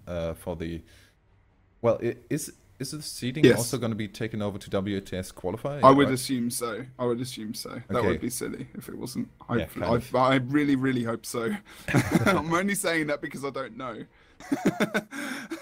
But look, if we look at the point score for the current monthly ranking, HOTM were actually in 9th position. From that win, they will go into, and for coming to the tournament today, surely they're going to be in the top 8. So they're going to be another team to look out for. Oh my God, the WTS qualifiers is going to be an awesome tournament. It's going to be ridiculous. I mean, if even getting into the top 8 now for a couple of teams is so clutch, and then we have all of that moving around of the team members, so we can't really tell how teams are going to perform against one another. Oh God. And we're going into another good game now. oRNG Logo versus 55. Yeah. I think they're in this map. Yes, they are. Is it your arena? Indeed. We could have a couple of minutes. Let's go in there immediately if we can. We could just cast immediately. We haven't got the other team. We haven't got the other team. Okay, so that might actually take a minute. So I'd say we'll try and keep the break brief, but as we try and get that other team into the map for the second semi-final, we'll take a quick break. Enjoy some music. We'll be right back. Ladies and gentlemen, we're back already. We're gonna have rank 55 versus oRNG Logo as the next match is the second semi-final, and we've got the teams, well, pretty much almost ready to get started in the arena. So let's jump in. Whew. Just 2 seconds. Because we did the other game, I think they assumed we're doing the final straight away and that we did the game already, so they're asking me what arena to go to. And I'm saying, guys, don't be so anxious. We've still got another semi-finals to go. Okay, so we've got oRNG Logo versus rank 55 Dragons in this semi-final. Do you want to, are we going through the bots? We might have to say that rank 55 is really only the name for this one, except for Munapar. This is all-out red team. Yes. And we saw red team doing very well, actually, yesterday. Yeah. I criticized them so much. Why? On the German stream, because they were so good individually. They were so good in the team fights. Coordination was ridiculous. And then their rotations were so bad. So, but that's the reliance. Some teams do that. Like, they're going for that. Just decisions. They immediately after they completely dominated a team fight, they made a decision that made all of that for naught. So yeah, I had a couple of problems with their decision-making capabilities in the last game, but I'm loving the capabilities of them in team fights, and it's gonna be really interesting to again see them. I mean, okay, we have then Munapar as well, but pretty much them going up against oRNG Logo, another team that is very team fight oriented. So wait a minute. Yes. Munapar is who? Munapar is the elementalist from rank 55. But where is Blackjack? Not here. Talking about playing today, and now he's not playing. Yeah. Need to make up your mind, mate. Okay, so they have 2 elementalists. They have an engineer, a thief, and a DPS guardian. That's all playing very well. He's still on DPS guard. But quickly on oRNG Logo, we've got DP thief, played by Syndraneer, of course, going for Vampire and Panic Strike. Frey playing, he's not playing DPS guard today. I really think that their persistence in playing 2 DPS guardians yesterday in Tournament of Legends just wasn't. I don't know why they didn't change it up more. They should have. He's playing playing an interesting build here, going into arms there. He's just trying to increase his damage because they've already got a Sharpbow Warrior, which is, you know, kind of useful. Frey's one of these guys who's very capable of, you know, deciding and changing meta builds and whatnot. So whatever he's going to go to, maybe we can nip back to him in a minute. And we're going to have a look at Sharpbow Warrior Rom. He's going to be playing that. It's going for banner, of course, with Firmi. Denshi playing a 60044. Going to be going with that Power Wrench cooldown. As well as the extra damage, but the extra pull and block is very important for the survival of Engineer. It's just very awesome as well. And also that confusion from Prybar.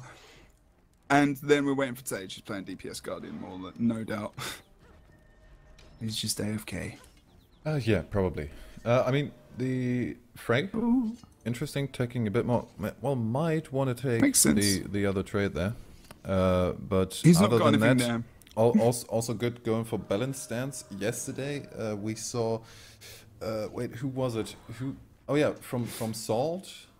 I don't know which one, but they had one with Firmi and one without. And the problem is if you have on my mark instead of either balance stance or Firmi, then you're gonna have a big problem getting any of your battle standards out. I mean, they've still got one though. What? Still got Firmi. Yeah, they've got one Firmi, but yesterday we saw. I mean, imagine he wouldn't have balance stance, and then Rom being. You have just Rom as a focus target. Rom's going to be a focus target because Frey's really easy to just interrupt the battle standard if he wouldn't have gone for the stability there. That's what we saw yesterday. But good choices this way. I don't think Frey knew that he had the trait. Huh. Okay, then not more damage, but still balanced stance, and that's the important bit. He hadn't had. Oh, Frey confirmed OP. He didn't have a trait in the last game. Really? And apparently he beat an NG 1v1. Good job. Wait, zero traits? Did he have none at all? No, not zero, surely. No. I bet he's thinking, Dad, now I'm overpowered. It's just like, yeah, I forgot some of my traits, you know. Maybe that's what happened yesterday and we just didn't notice, but you know, that's another day's conversation. Where is it now? Let's see. So, as you mentioned, Tage, DPS Guardian, Meditations. As you go with that. So, these guys can pretty much go when ready. We told them quite a while ago. We haven't really gone over 55 though, did we? 55? I just kind of said the classes. Yeah, sure. Curve, Dagger, Celestial Elementalist, Guns and Tools is playing a double kit Celestial Rifle Engineer. Renner on that Panic Strike Dagger pistol build, opting for the Blinding Powder. Napsor playing the DPS Guardian again, going with the Traveler rune there. And then, last but not least, we have Munapar, Dagger, Celestial Elementalist, who I still feel is one of the, I'd say the best Elementalists in terms of sustaining. In the game, or at least on EU at the moment. Okay. I don't know about 2 Elementalists. That's another questionable decision, but I still think Munapar is ridiculously good. Oh, he is ridiculously good, yes. But they've got 2 war banners over an orange logo, and on blue we have none. Absolutely 0. So their reliance upon their damage dealers is ridiculous. And also to make sure they can keep at bay Tage and Syndraneer, like they need to be on those guys. I mean, I was going to say, it's ish like a mirror match, just warriors instead of elementalists. Who's going to win, the Ellies or the warriors? I feel it's going to be the warriors. I think so as well. But, you know, they've got more potential to get downs, at least. Well, no, unless Brace kept that balanced stance. Okay, we're going into the match. Second semi-final for today. On the red side, we have orange logo. And on the blue side, it's rank 55, which pretty much is red team, but rank 55 still. Indeed, having a look at the map now, we're actually going to see Curve going for that 1v1 over on the farm, much like Phantom used to do when he was playing DDLE for Abjured as well. And we're going to go over to the midpoint. Rom's just going to command that. Now the Warriors can solo put on points because they can have one in one point and one in the other. Tage is actually going to get pushed on quite early there by the blue team DPS guard there as well. And actually Tage is going to come back onto Renner, who was going for the follow-up, but then she's going to come up from behind, supplying support and also just some CC there to make sure Tage can get away and move to mid and actually get some damage down there. So early advantage here with the cap for the blue team, but orange is known to just give the enemy team 1 point to have the upper hand in the first couple of seconds of the mid fight, and they are picking up that mid point. Probably gonna push over to their close at the moment. Frey in the 1v1, but that will take ages. Syndraneer trying to take the opportunity to get a decap. Is the rest pushing back because blue team is a bit quicker on the disengage there? Only the thief. I mean, he's going to be able to get. Renner's going to be able to get there in a nice spot. I mean, the other side, and they're actually splitting off. Oh, sorry. Okay. Oh, yes, over towards the mine. No, they're going to pick up the node. Oh, didn't she try to get the pullback? Oh no, Kev could have got the point there. I think actually over on the mine node there. Unfortunately, not able to in the end. Are we going to see an outnumbered situation? Guns and Tools coming in as well. Although Rom is late, a little bit late to the party, but they've already lost Renner over on the Henge node here. Tage is now in the 1v2s. No, sorry.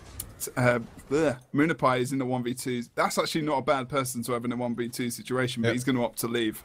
Oh no, I thought he was. He's just going to line of sight. Now he should leave. Munapar, you have no place here. You have no point in being here. Belief, but Renner's here.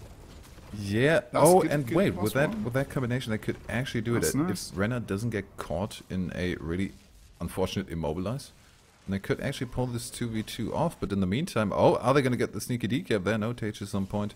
Never mind. So the side notes are the interesting bit. Someone could just Yeah, nick blue over team to the losing key out. point and get the decap there. But looks like Orange Logo really faring well right here. Yeah, Guns and Tools is going lower as well, and he's going to have no support. Unfortunately, Curve is definitely not going to be raised up here. Oh, are they going to be able to pick up the Henge node? They need to try and focus on not only getting the kills, but then they need to get some caps at the moment as well, because, you know, Red Team, they've only got one node, but still, they are going to start to get a bit of a powerful lead now as we see Blue Team starting to move towards the midpoint. Guns and Swords is going to be able to get the decap for sure. Or like Rom, no, sword number 2 is going to mean that he is going to get on point. Good move from Rom using that ability, holding it for that point in time. We are going to see the not magnet pull coming out from the both engineers, both of them blocking or dodging that ability. But we're going to see Denshi getting off the nice slick shoes, which is really going to put Guns and Tools in a position with a combination of poison grenades which come onto the point as well. That was a nice combo from Denshi to take out Guns and Tools. So, at the moment, the only cap for the blue team is that Henge node, and even there's a pressure of red and no attempt from blue to split off from that fight. They want the big team fight, and this is classic oRNG. They weren't really in situations where they other than pull out being the down on points.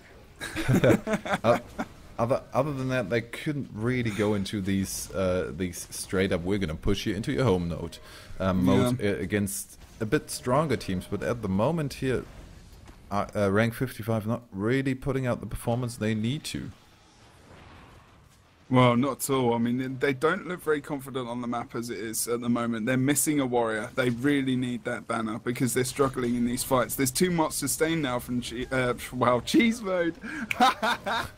As soon as I thought of sustain, the first thing I thought about was cheese mode from Orange Logo. Well, it might as well be the same, guys. But you know what I mean? These guys are able to actually be a lot more offensive now. Tage can do his job properly. He's not being trained down as much as maybe he was yesterday, and he can back off. And those warriors can take a lot of that damage. And they're waiting to move out of this team fight until they lost 3 people.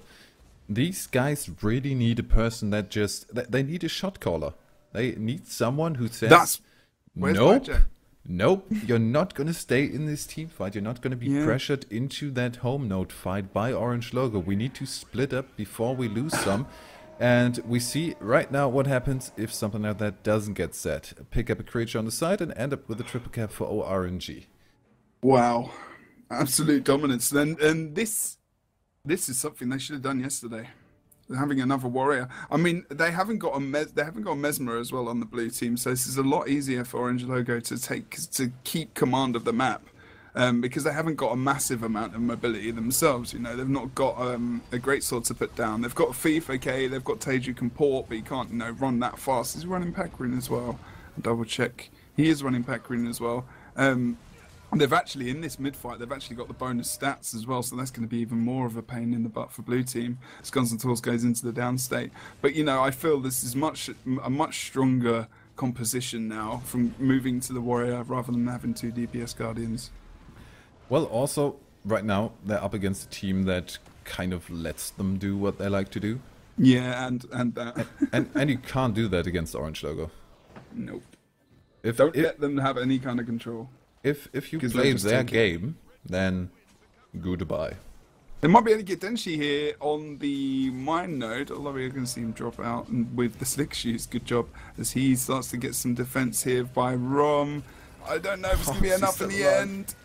How? He's got so many conditions on him. Regeneration, also removal of the condis from Rom is absolutely phenomenal, and he's going to be able to survive. He needs to be dead, and that sustain from Orange Logo in just by Renner trying to train him down. In the end, it takes him into the down state as well as Napsaw as well.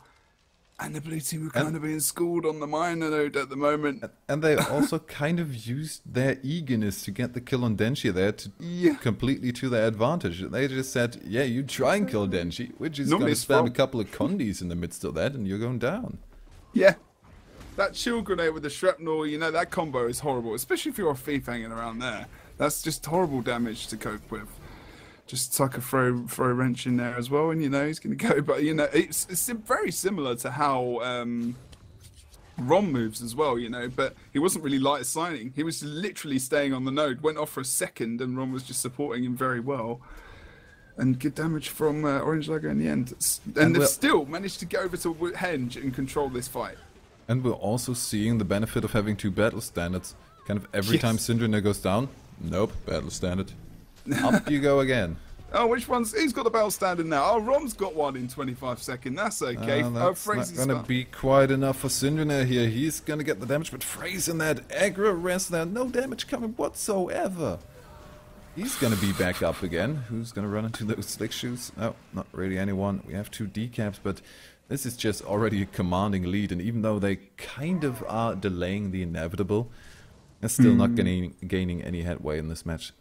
It's going to be a quicker game than I expected, really. I mean, going over to the Warrior, I really would have given this to oRNG Logo, I think, in the beginning. Just because, like you just said, the 2 battle standards is so powerful, especially when you've got the control coming out from Denshi, then the DPS and damage coming out from Sinjin, who does go down again over on the Henge node. He's actually put Guns and Tools is very low as well. He's going to go to him first. Guns and Tools, Sinjin is back up. And they're going to be able to win this fight inevitably and push the game to a win for oRNG Logo for sure. No way they can come back. Not hitting 100 points for blue team at the moment. By the way, I just, as I glanced over to chat, saw someone saying Misha plus 11 carrying 55. Let me just re-emphasize. There's one person from the 55 we saw yesterday in this team. One. You can't make that comparison. No, the only comparison you can make is the name at the moment. Yep. That was quite nice. 55 in there. What's that, sorry? Sounds nice, the name. 55. Yeah, why not? You like it, do you? Yeah, it's a number. If you didn't know already. I think they're going to have a sub, they're saying. Sorry, I got distracted. Who's going to have a sub? And for whom? I think it's going to be Zapdos. Zapdos coming in for Curve? One of the Ellies. Or Moonapal. Well, Zapdos probably going to go over to a Sharper Warrior, I'd say. Yeah. That could be interesting. Could be a bit better than the double Elementalist combination. I think that was more a... Well, we have 2 people who are pretty good at that class and not really anything else. So let's try and get them on what they're comfortable with. Try and make the best of it. Didn't really work out too well. But to be honest, I actually think the double Ellie was not what went wrong in this game. I mean, it's one of the things, but it had something to do with it, but... Yeah. Oh, they're getting Cole in, DPS Ranger. Yeah, for the Power Ranger, Cole is very commanding on this map. You know what Cole's like, isn't you, Nick? Yeah. Hey? Hey? Right. Yeah, Cole's a beast on this map. Actually, Cole's just a beast generally on Power Ranger. Just the way he plays Ranger is very good. Like, he makes it very... He shows off the build, how good and effective you can be on a map with a build, basically. Whereas people just saying, oh, he just stands there and spams too. No, that's not what he does. You can't do that in this high tier player, because if you do that and press the second ability on your Lombo, you are going to die. People are going to pick you up and kill you. You cannot be that person. You have to be more effective than that. Yes, you can stand there and press 2, but that's because the rest of your team has immobilized someone and you're allowed to do that. Yeah, and from time to time, when we see teams switch over to the DPS Ranger on this map, it's really just, okay, stand on the sidelines, do your thing, we're going to prepare the situation so we can take advantage of your damage and the range. But Cole plays the build itself a lot more technical. It's not just straight up damage. I mean, we can have a look. It's probably... Oh no, it's straight up damage. Never mind. He sometimes goes into survival. But still. Hey, Cole. Cole's been a good player to watch recently. One of those guys who, yeah, we see a bit more. Oh, hello. Napsol's changed over to his engineer as well. called Yeah, Molotov. Yeah, Molotov, indeed. So what's he playing? He's playing Elixir S. Yeah, he likes to play a little bit of Elixir S, he does. And so is Guns and Tools, actually, as well. That's their kind, I guess, in a way, Elixir S is a miniature, it's not really a banner at all, but it's their survivability, that's for sure, because they're going to have, well, they've still got a laugh of it. Still got DPS team. I still think, I mean, also on the side of oRNG, we see them moving back to the double DPS Guardian setup. And to be honest, with 2 DPS Guardians, if you're stuck in a ring of warding, Elixir S is really nice to have. Yes, that's a very good point. I think that's exactly why they've changed to those Elixir S's. They've got deep damage coming out from Syndranir, Tage, and Frey. And then they've also got Denshinier, who's going to be able to come in and control as well, with that rifle and the toolkit, of course, as well as also, you know, supply crate if he gets that. He's managed to actually get that off as well. So exciting times, oRNG Logo having the lead at the moment. 1 game 2-0 for rank 55 Dragons. Are we going to be able to see them come back into this game? We'll have to wait and see. We're going to splits.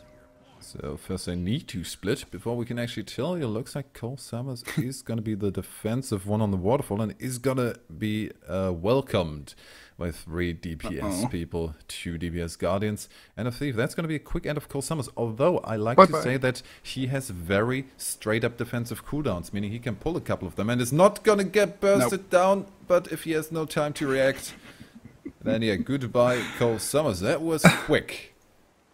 I mean, I know that it's very quick, and they might not have been aware of where they're going on the map as the moment. And they've got the kill on Rom.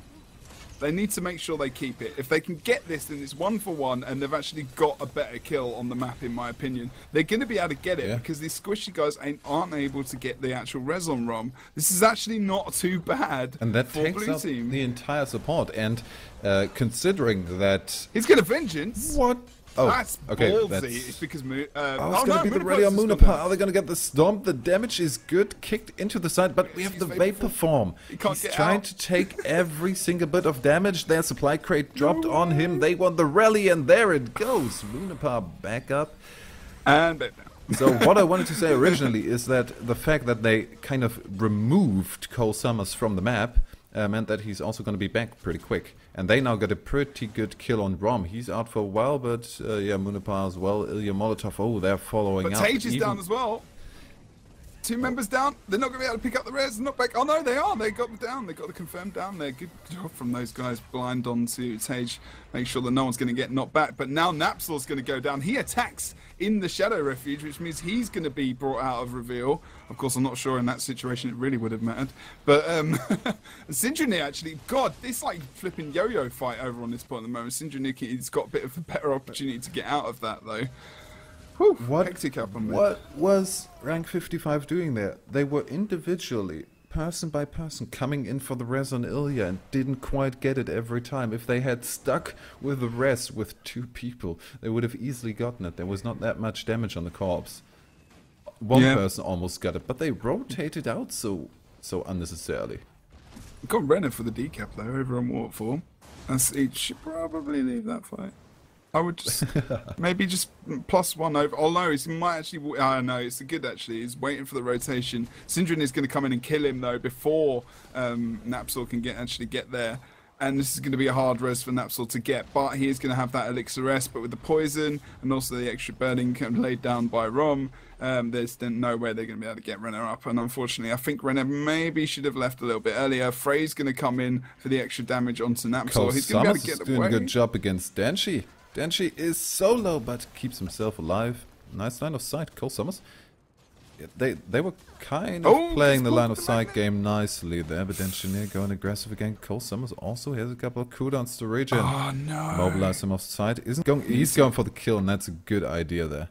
Oh, the thing is that magnet pull really screwed up Cole Summers. He had to pop and entangle as well to hold Denshi in position while he line of sighted and maybe regenerated, but then she got out of that in the end and wasn't able to pick that up, unfortunately. Oh, frustrating for him. We might actually see the orange logo getting a free cap here. Oh, look at the slick shoes line that Denshi picks up there on the mine point.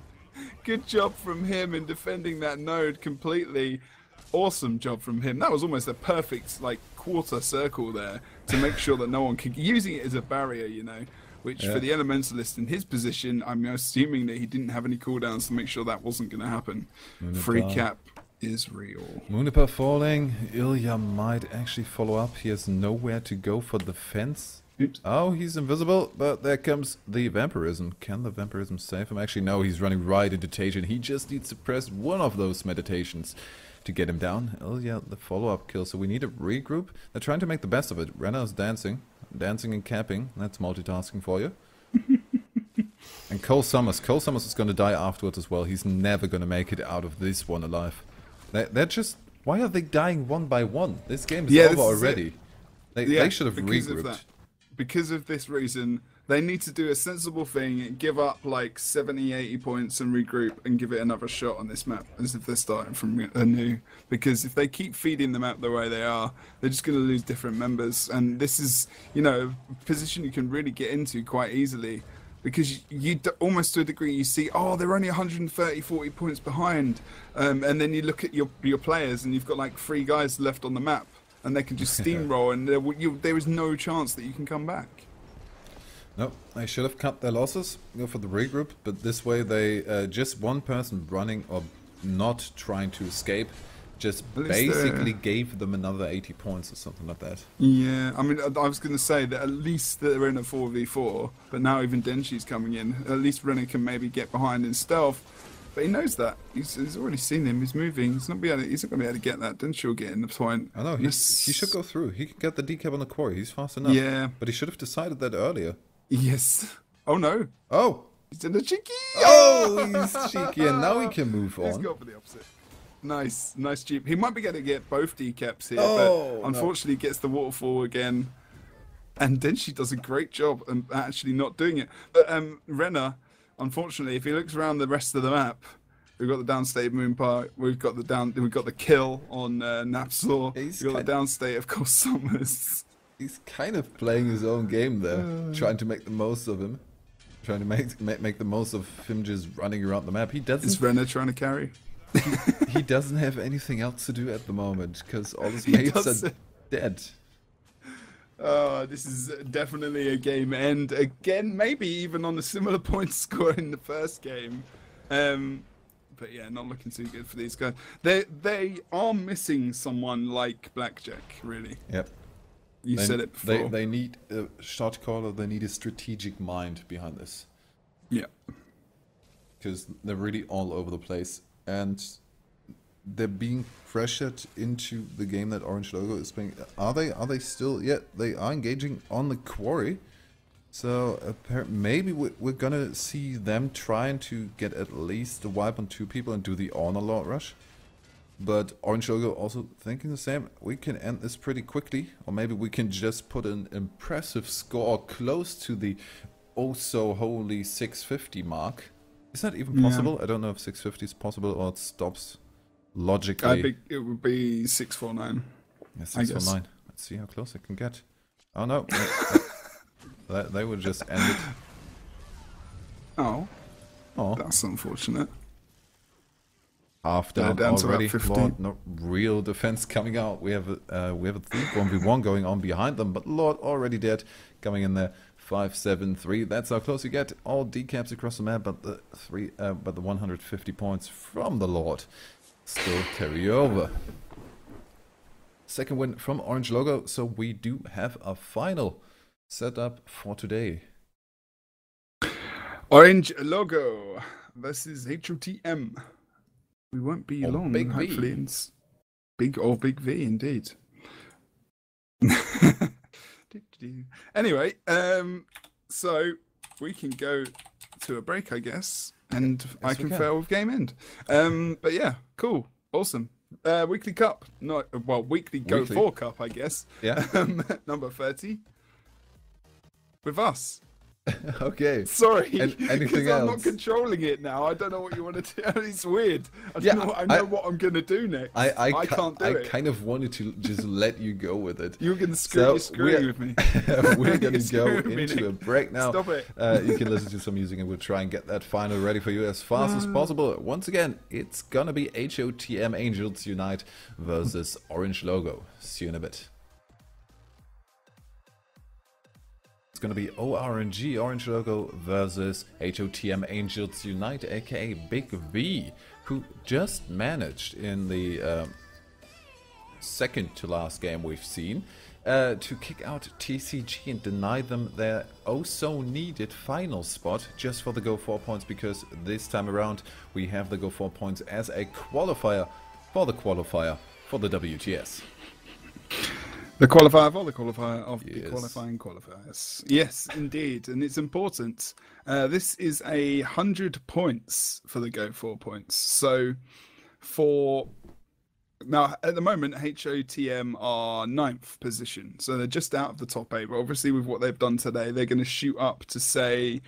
Let's just have a quick look as I try and find out.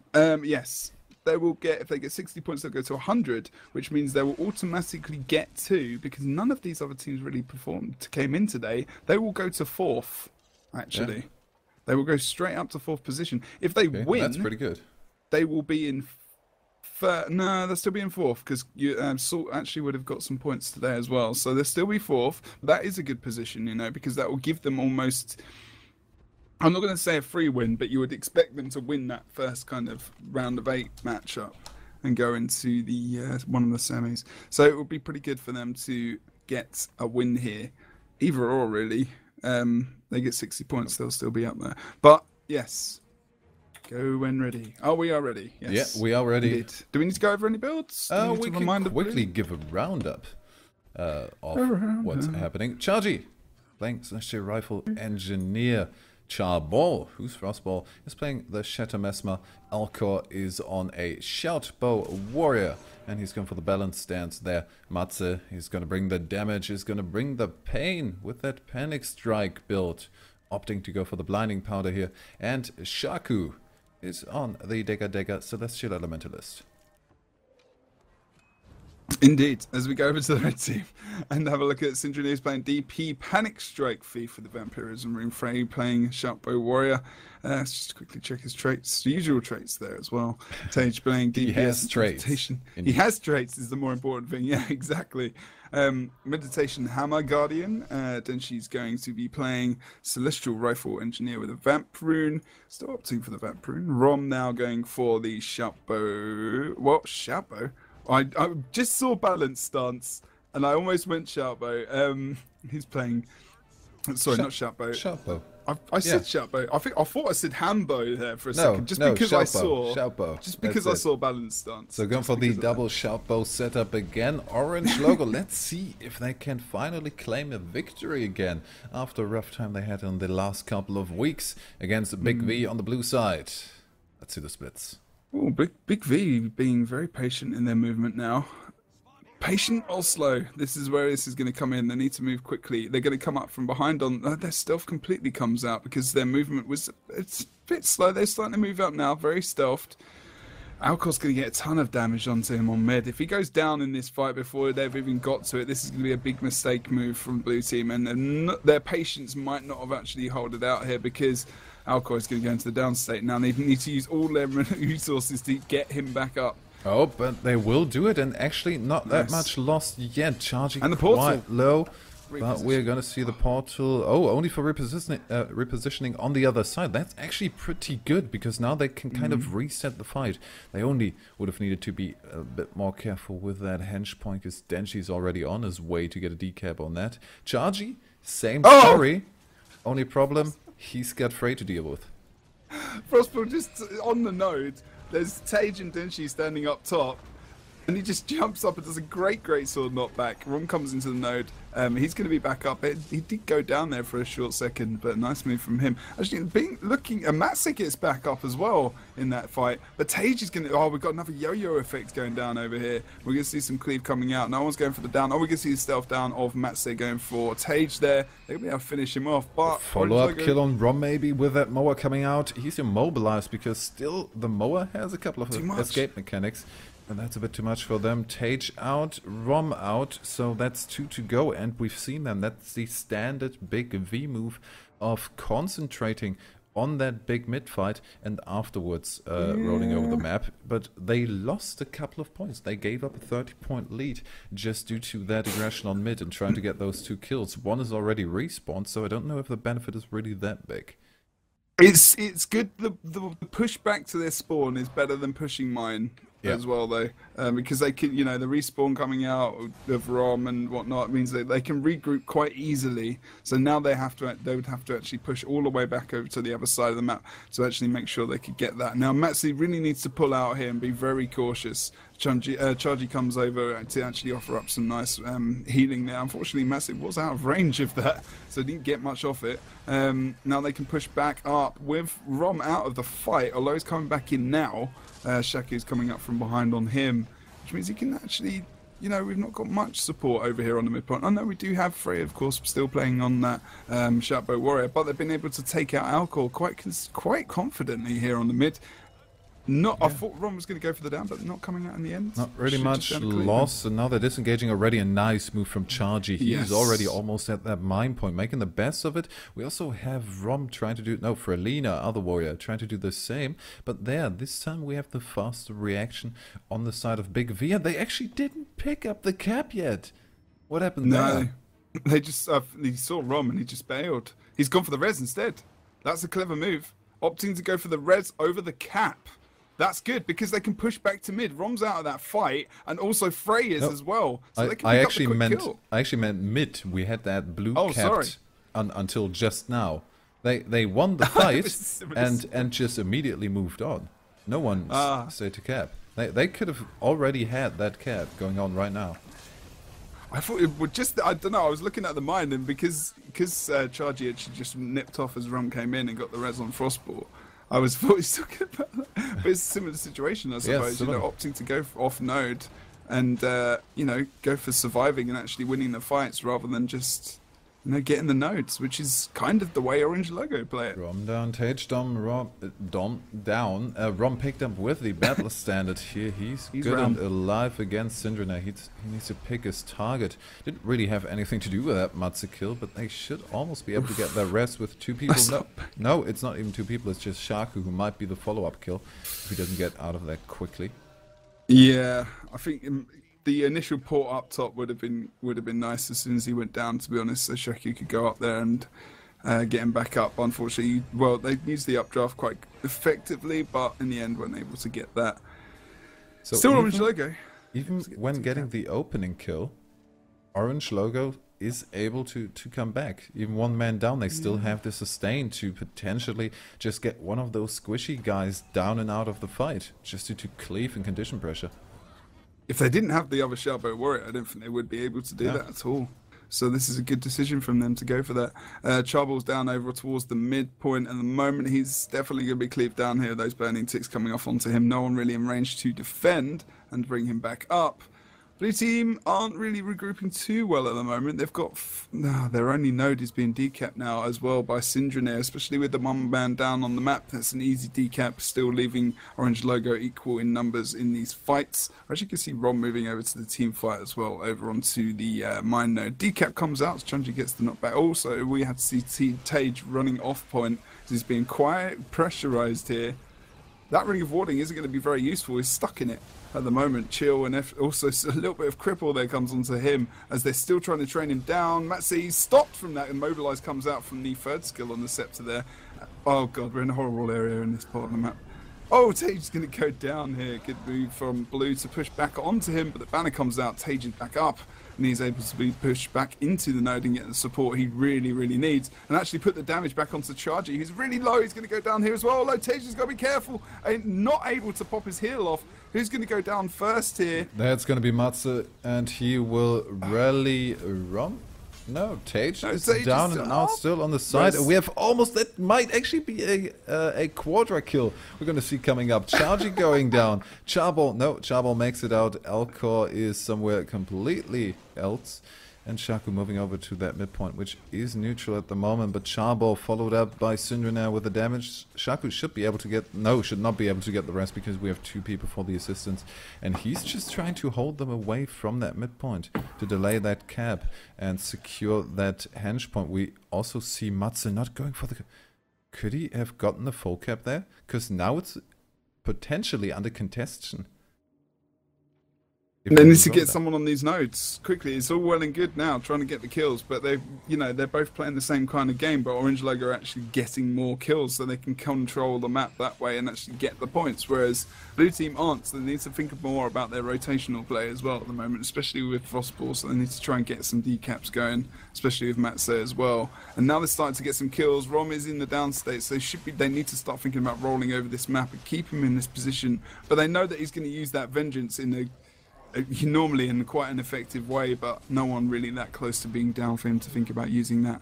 Well, caught on the immobilize right in that bottleneck. Doesn't have too much pressure on him. Chargy's getting pressured as... No, I'm sorry, Charbol is getting pressured as well here by Denshi. Doing some nice damage underneath the bridge. He's going to go down. To get him down. Yeah. That's an important kill. That's a really very important kill. Alco back up, but he won't... Although, no, Battle Standard still... on cooldown. Would he go for the hard rest there? Yeah, definitely. He could maybe get it. Oh no, he's actually going to avoid it. Run for us.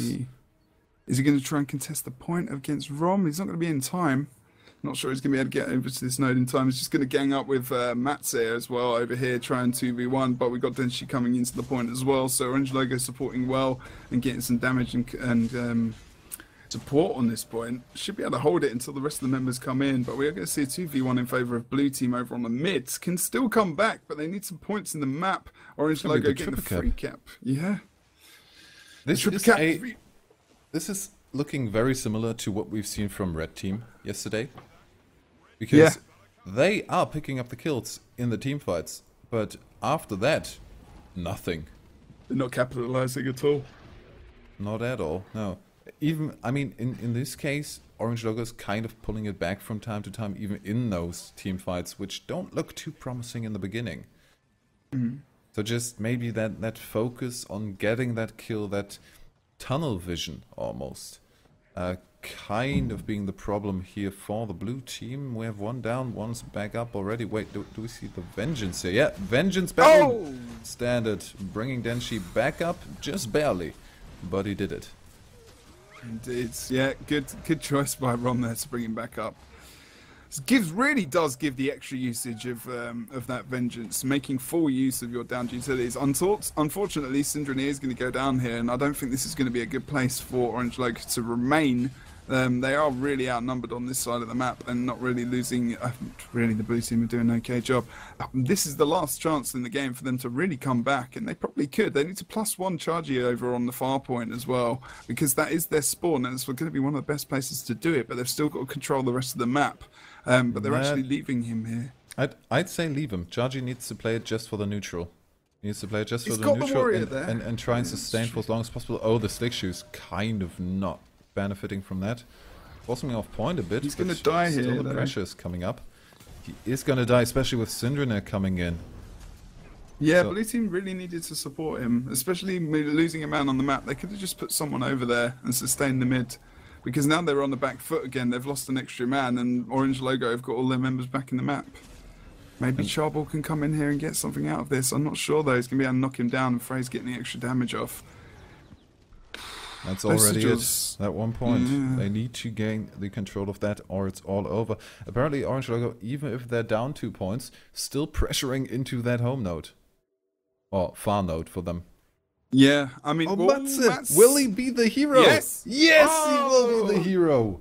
What a sneaky move, and what an oversight of oRNG Logo. Now they need to pressure everything into that node and keep it neutral, otherwise this game is over. Alcor is not in that fight.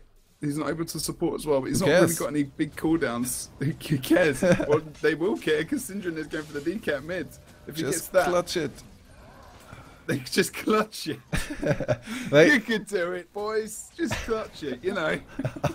That great advice, Nick. Okay, in this situation, they need to be a lot more aware of where Syndrina is moving. He's made the correct decision. Look at that decision. Decap mid, choke their points, choke the amount of points they're coming in, then +1 the fight.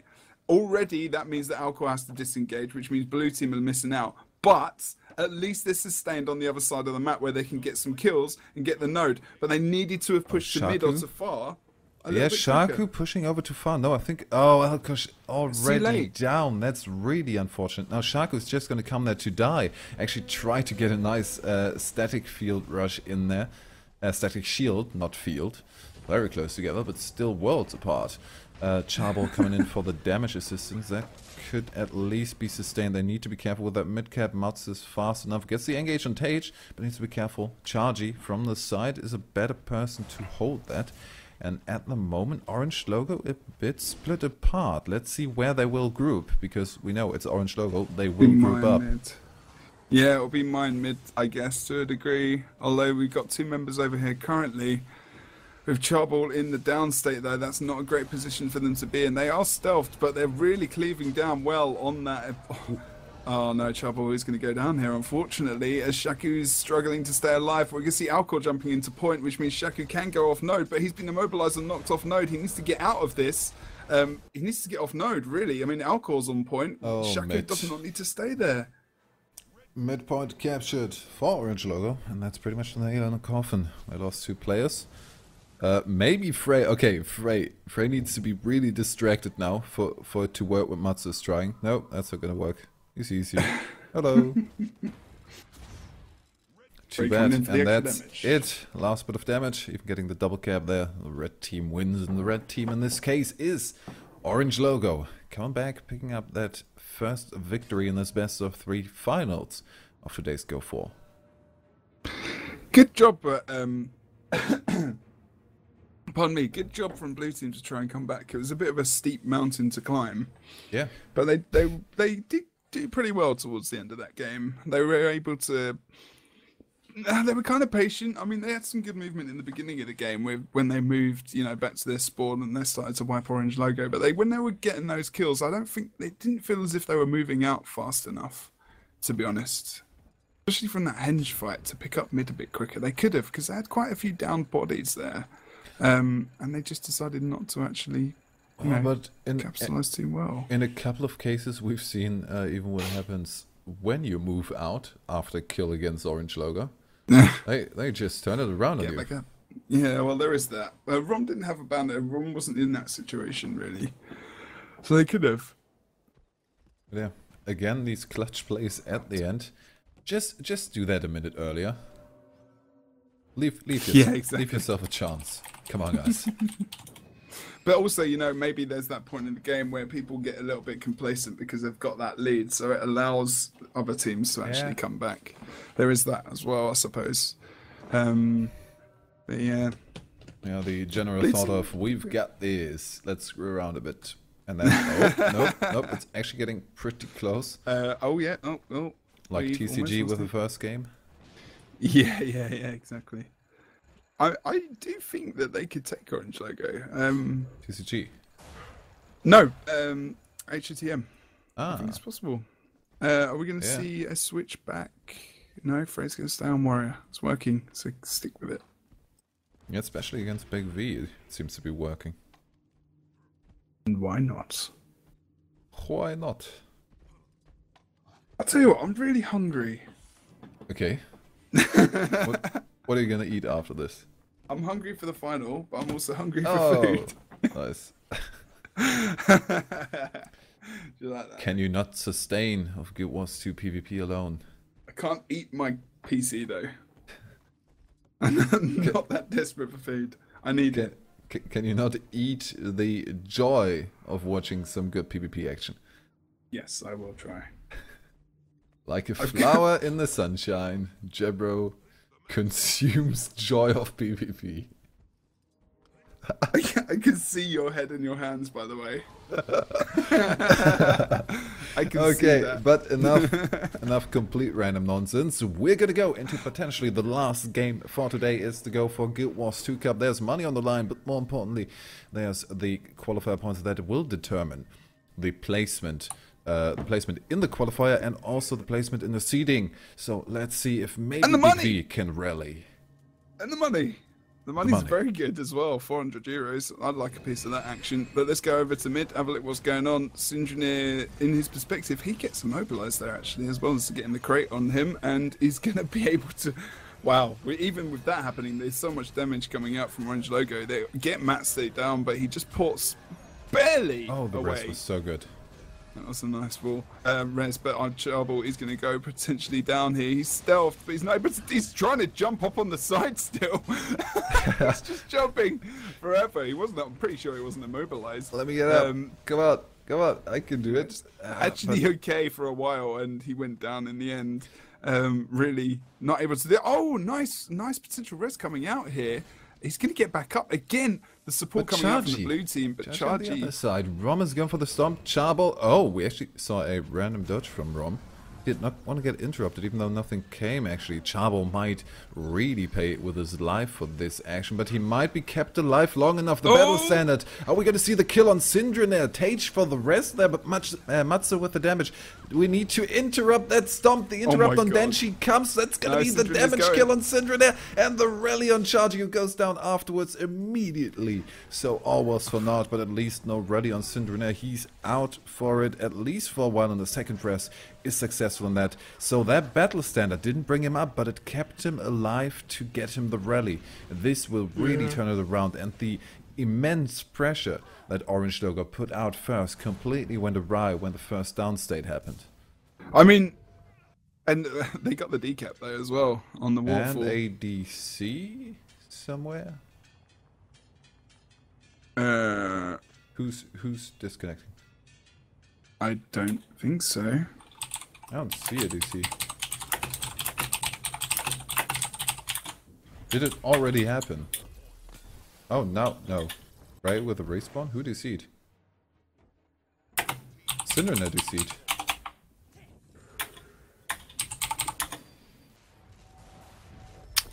Okay, I actually did not pick that up. Where's the admin? Do we have an admin in game? We don't. Isn't Jack Sparrow go? Red Cobra is an admin. Red Cobra. Yes, indeed. Karen with the cast, I'll talk to him. I just wanted to do that. Okay, then I'll cast, because at the moment, at least for the time being, the match is going to continue. The double cap is picked up. Mid is open, however, and we see Denshi and Frey stealth upon there. Placing themselves. Oh, just in the nick of time, Shaco makes it on point, but we see Denshi moving on through. So they might make the comeback even without that. You can restart. Red Cobra gave the okay. Indeed. So that was, yeah, that was early enough, and they did have a lead before that. So yeah, the request of a restart is going to happen. So we'll see a do-over of this game, hopefully fairly quick. Okay, they restart. Okay.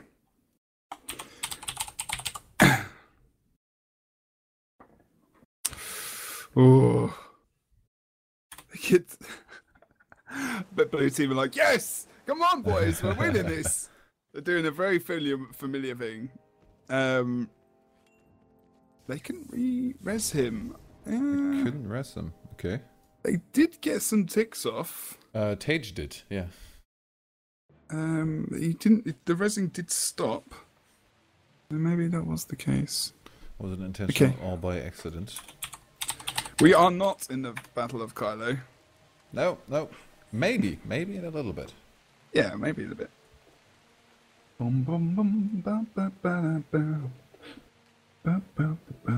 I love the flame that we didn't realize the DC. Guys, we kind of have to take a look at the action from time to time. So, a quick disconnect, if no one says anything in chat. Not in Twitch chat, in the in-game chat. I was gonna say, like, when you're focused on the action and you see someone's gone down in a fight and there's a massive team fight, the last thing we're looking at is the top and right hand. Well, it's not the last thing we're looking at it for HP, but they didn't DC actually from the screen, and people were going for the res. There's a lot of cleave in there. There's a lot of stuff. So apparently, the rule seems to be, at least that was what was written by the admin. First 2 minutes of the game, if a DC happens. It was 2 minutes, yeah, not 60 seconds. Not 1 minute. It's 2.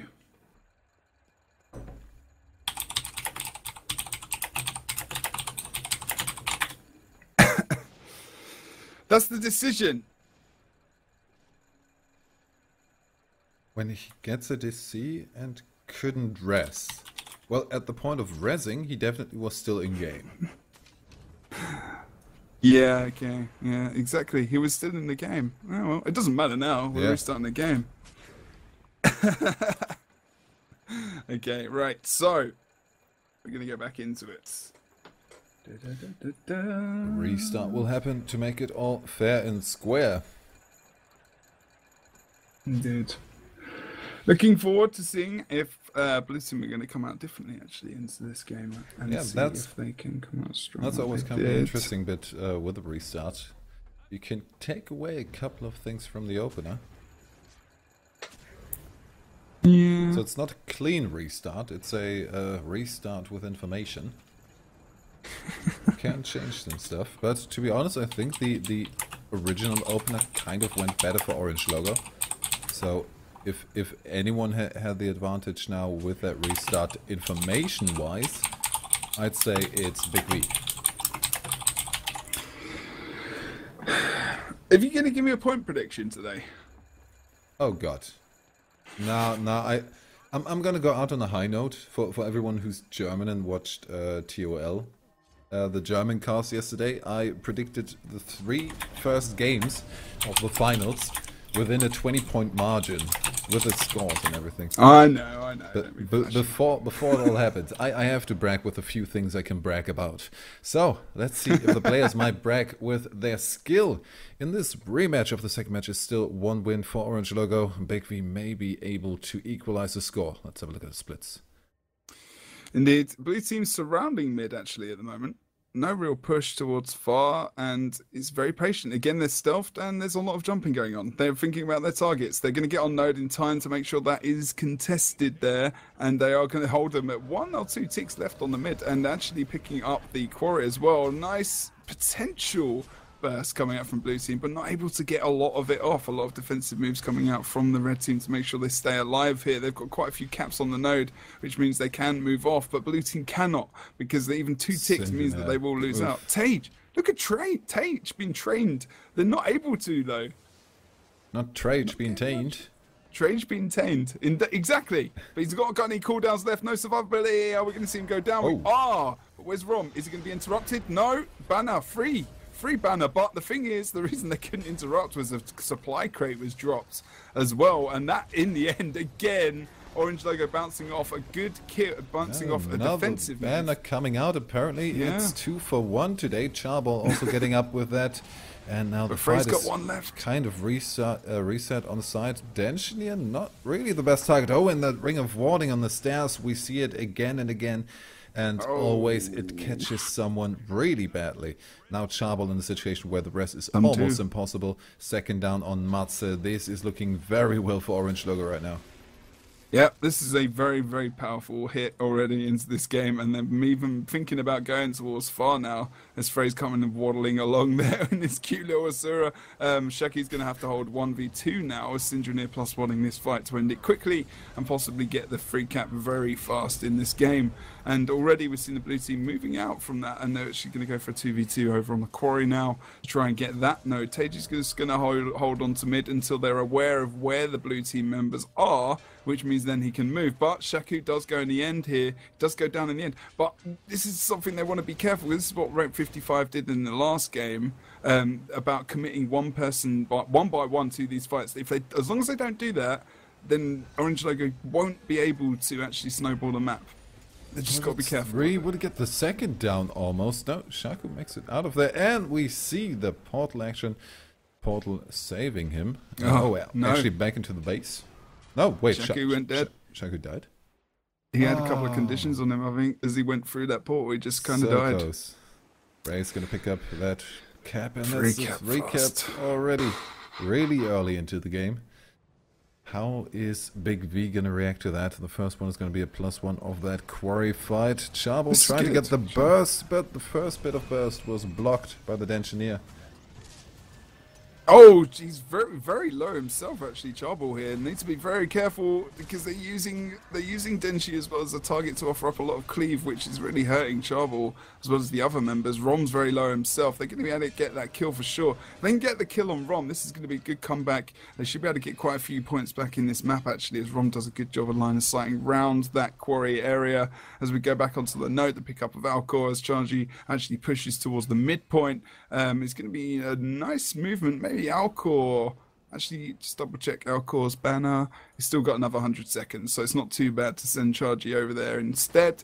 And now Frostball trying to go for the focus on Tage, as Tage does a nice job at actually trying to line sight. But Massive's going to go down on the other side of the midpoint as well at the moment, but he's going to be res back up. Good support coming out from the rest of the team now, and they get that focus damage back onto Syndrine, who is dropped. Tage goes down for the res. Not sure that's a good idea, mate, as you are very low yourself. Tage overcommitment with that res, and we have the same story that the death of Syndrine is kind of what snowballs this around. Syndrine himself making it out clean and squeaky. But Matze with a follow-up, just random attacks into the refuge will almost get him down. If he would have had the a sigil proc on that one, that might have been a death, but of course he's also playing with the Sigil of Rage, therefore only the air proc available, not the fire as well.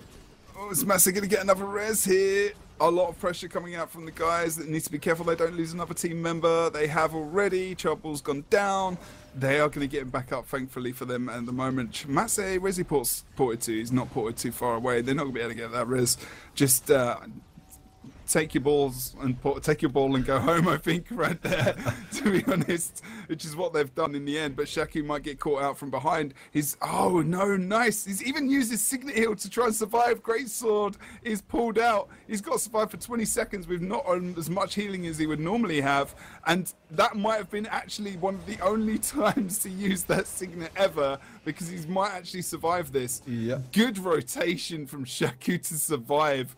Surprisingly. Matze with the sneaky res. Oh, they smelled it. And now they're going to AoE into that. Shanji could assist. No, he should just disengage.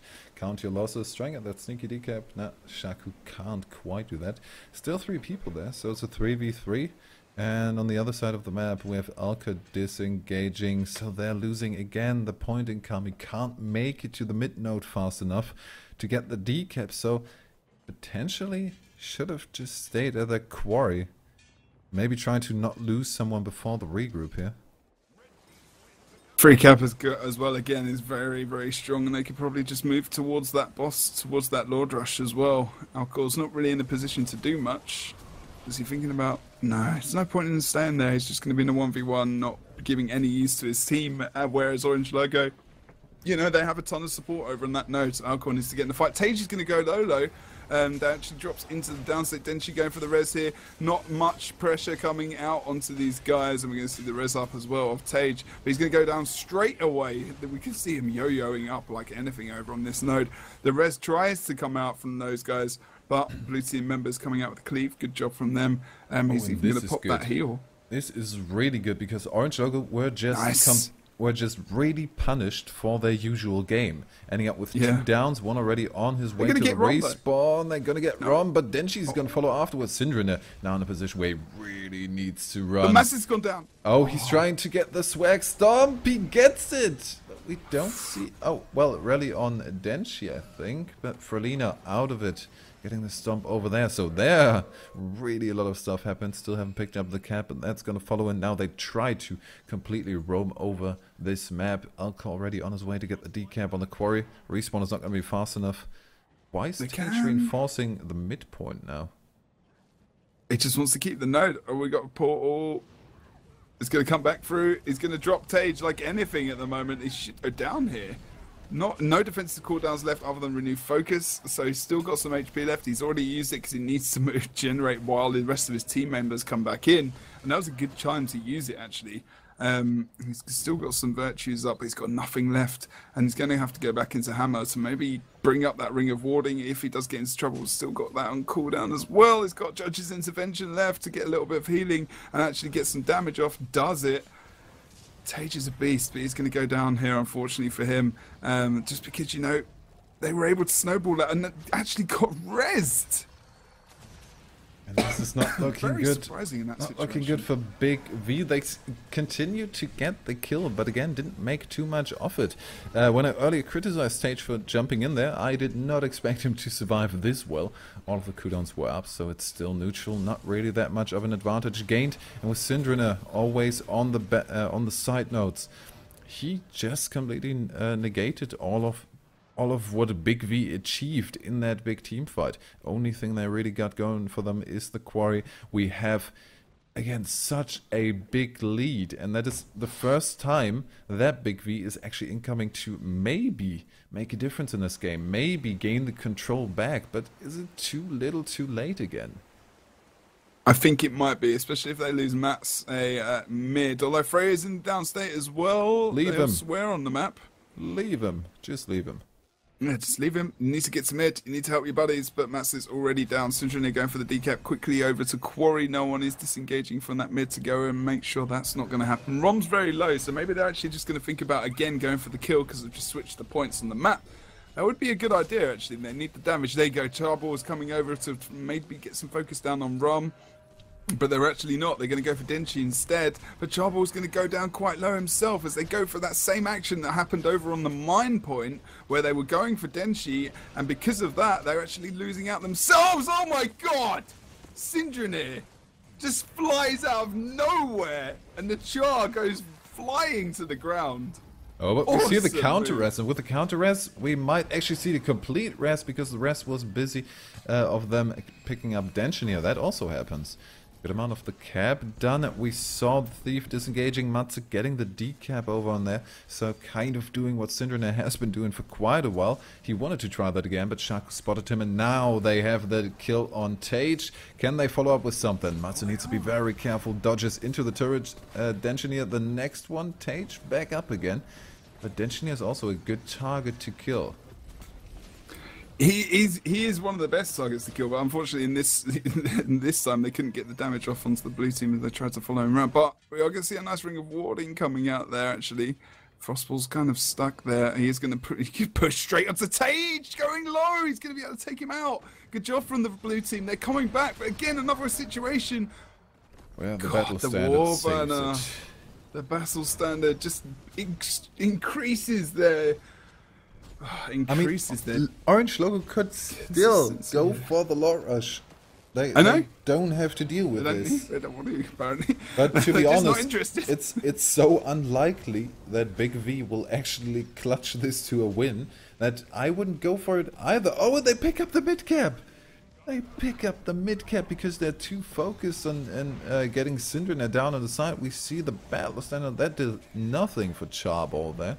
He's gonna go down on the Syndrine side. is in the down state. No. Oh, He's will cleaving. that damage be enough? Charball go down in a second, and that No, is the rally! going to be the rally. That's got to be it now. That's Yeah. got to be it.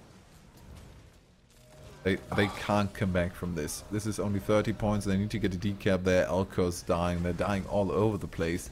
Again, it was a move we should have seen like maybe 2-3 minutes earlier when they still had a chance. But now it's too many places you need to take care of at once. And these Tage kills, always Tage, but then there's one battle standard, there's the next battle standard, then we had some really nicely coordinated reses, and by the looks of it, they actually want to end it on a triple cap. No, Denchi is just trying to kill him, not even trying to get the cap on there. But the double is still going to be it, and that is the GG.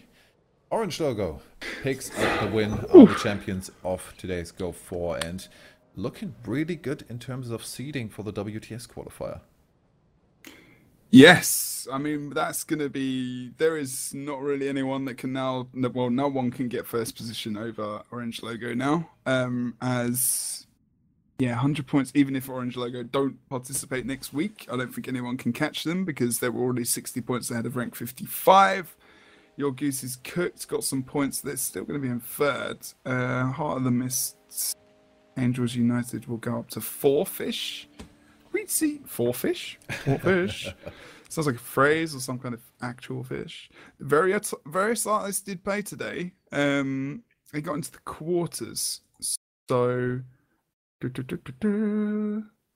remember how many points that is exactly. Oh, if I just go back here, we can have a look. The only one who could catch 25. them with a win is rank 55 Dragons, who didn't look too brilliant today, but yesterday, Red Team, under that name, they weren't doing too badly. They can't catch him. Oh wait, yeah, the 100 points aren't on there yet. So okay, Orange Logo definitely the first seed. So they're going to get a very favorable first match.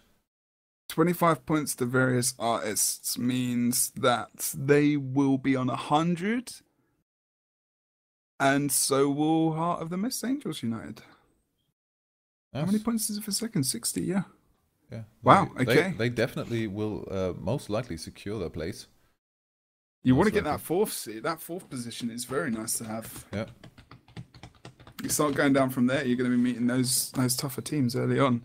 So yeah, that really is going to be a nice little competition between those guys. See who is going to go. Even if we saw those guys fight next week, that would be interesting. Yeah, I hope we see them come back next week. TCG needs to somehow still make it into the top 8. They are in the top 8 now, right? Because we didn't see Red Team perform.